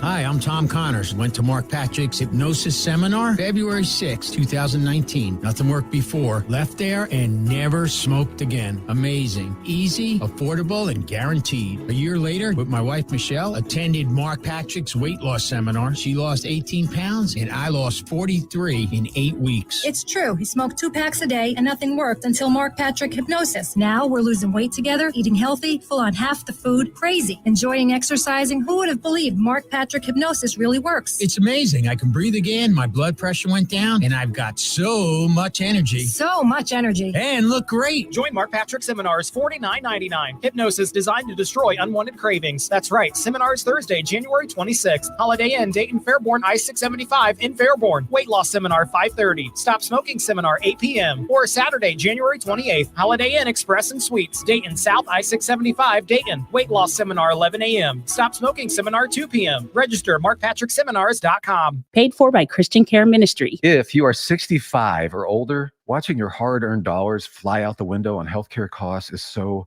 frustrating. But here's some great news. If you missed the December 7th deadline for open enrollment, it's not too late. Here's something that can really help. It's MediShare 65 Plus. MediShare is a community of Christians who share each other's healthcare bills, people who encourage and pray for each other too. MediShare 65 Plus is a low-cost option for those with Medicare Parts A and B, and it fills in the gaps where Medicare stops. It's a great way to fight inflation too. You can lock in one low monthly price for up to 10 years. Plus, it's easy. You can use any Medicare-approved doctor or get 24/7 telehealth access from the comfort of your home. So worth looking into. MediShare 65 Plus is open for enrollment. And if you join right now before January 31st, your second month will be free. So don't miss this chance. Call 844-SHARE-65. That's 844-SHARE-65. 844-SHARE-65. Questions about youth or high school sports? Positive Coaching Alliance can help. PCA, a national nonprofit organization, develops better athletes and better people through youth and high school sports. Info at positivecoach.org. It's time to get together at Milano's. Gather with friends and family at the Dayton tradition. Milano's pizzas, subs, and ice-cold beers. It's the best way to celebrate the season. Can't come to us? Bring Milano's home with delivery and pickup at milanosubs.com. For everything your business needs to make this year your year, Staples has you covered. I need to organize all my papers and files from last year and the year before that. Staples has you covered. I need a new desk calendar so that I don't miss a meeting with my boss or a soccer game with my daughter. Staples has you covered with everything you need to get organized this year. Right now, a 2023 lined desk calendar is $3.99 and an unlined calendar is just $4.99. Make this year your year at Staples. Offer ends 12/31. In-store only. So I switched to Boost Mobile and got this free Samsung Galaxy A23 5G phone. Why do you think they call it the Galaxy? Maybe because the Samsung Galaxy A23 has a huge screen, and galaxies are huge gravitationally bound systems of stars rotating around a supermassive black hole. And the phone is free? When you switch to Boost Mobile. Cool. You lost me at gravitationally bound. Switch to Boost and get a free Samsung Galaxy A23 5G phone. Boost Mobile. Unleash your power. Limited time offer while supplies last. New customers only. Excludes tax. One device offer per line. Only available on certain networks. 5G not available everywhere. Additional restrictions apply. See your local Boost Mobile store for details. If you need new roofing, siding, or gutters, skylights, or patio enclosures, if you're a homeowner or business and need someone you can trust, don't take a chance. Enhance with Lance. Lance Roofing and Siding in Fairborn has been satisfying customers since 1993 and hold an A+ rating with the Better Business Bureau. Lance Roofing and Siding, 8460 Dayton Springfield Road in Fairborn. Call for a free estimate at 864-2722. That's 864-2722 or online at lanceroofing.com. All right, and we are back. Justin Kenner with you here on Dayton's ESPN radio station, 1410 Wing AM. No Kev Nash today. He comes back actually on Friday's show. Ohio State basketball, they play tomorrow during our show. So I'm technically back, but right away off again because Ohio State basketball tomorrow. But we'll be right back at it on Friday. Bobby Carpenter. We'll hear from, Mike Doss. We'll hear from some former Buckeyes heading into the college football playoff, the big showdown with Georgia coming up. Good stuff today from ESPN Radio's Jason Fitz. As always, he's a regular on the show. Really happy for him. He's getting his own show from noon to 3. Fitz and Harry again with Harry Douglas. Pretty jacked about that. So that's all coming up here on 1410 ESPN Radio starting in January. But we'll be back on Friday. Dayton Flyers, they're in action tonight. They tip off a 10 play. It'll be really interesting. Like the one thing that's most interesting about this Dayton team is, and it's going to be interesting to see how Anthony Grant kind of reshapes this. This team was built to get in that large bid. That's not happening, and that's totally fine. Okay. Expectations change because the situation changes, and the situation didn't change because they're not a good basketball team. There's not a healthy basketball team. You know, the whole reason that they had expectations of being in that large team, a top 25 team, you're supposed to have Malachi Smith, you're supposed to have Kobe Elvis, you're supposed to have Brea for most of the season, you're supposed to, have Tumani Kamara and Deron Holmes mixed with all those guys, and that's, and Amzo, and that's just not the case. guys are playing heavy minutes that weren't expected to play heavy minutes coming into this season. And technically that could be a blessing in disguise when it's all said and done. Guys getting minutes right now for the Flyers that weren't technically supposed to. That can only add to the depth of this team when you do get Malachi Smith and Elvis back. That is something to keep in mind. But they got Duquesne tonight, 7 o'clock to tip off. A big one for Dayton because right now the non-con means nothing. The at-large hopes, they're squashed, and that's totally fine. It all comes down to winning in your conference, positioning yourself for as good of a seed as you could get in the A-10 tournament, and to put them in position to win the conference championship to get to the NCAA tournament, for Anthony Grant and company. So big one tonight, just a chance for Dayton Flyers to get a league win. That's what's most important. That wraps it up for us. Have a great rest of your night. Sorry that I wasn't in the best of moods today, but I had a lot of pent-up energy. I hadn't been on the air in a while, so I was glad to hang out with you guys today. Have a great night. We'll do it again tomorrow.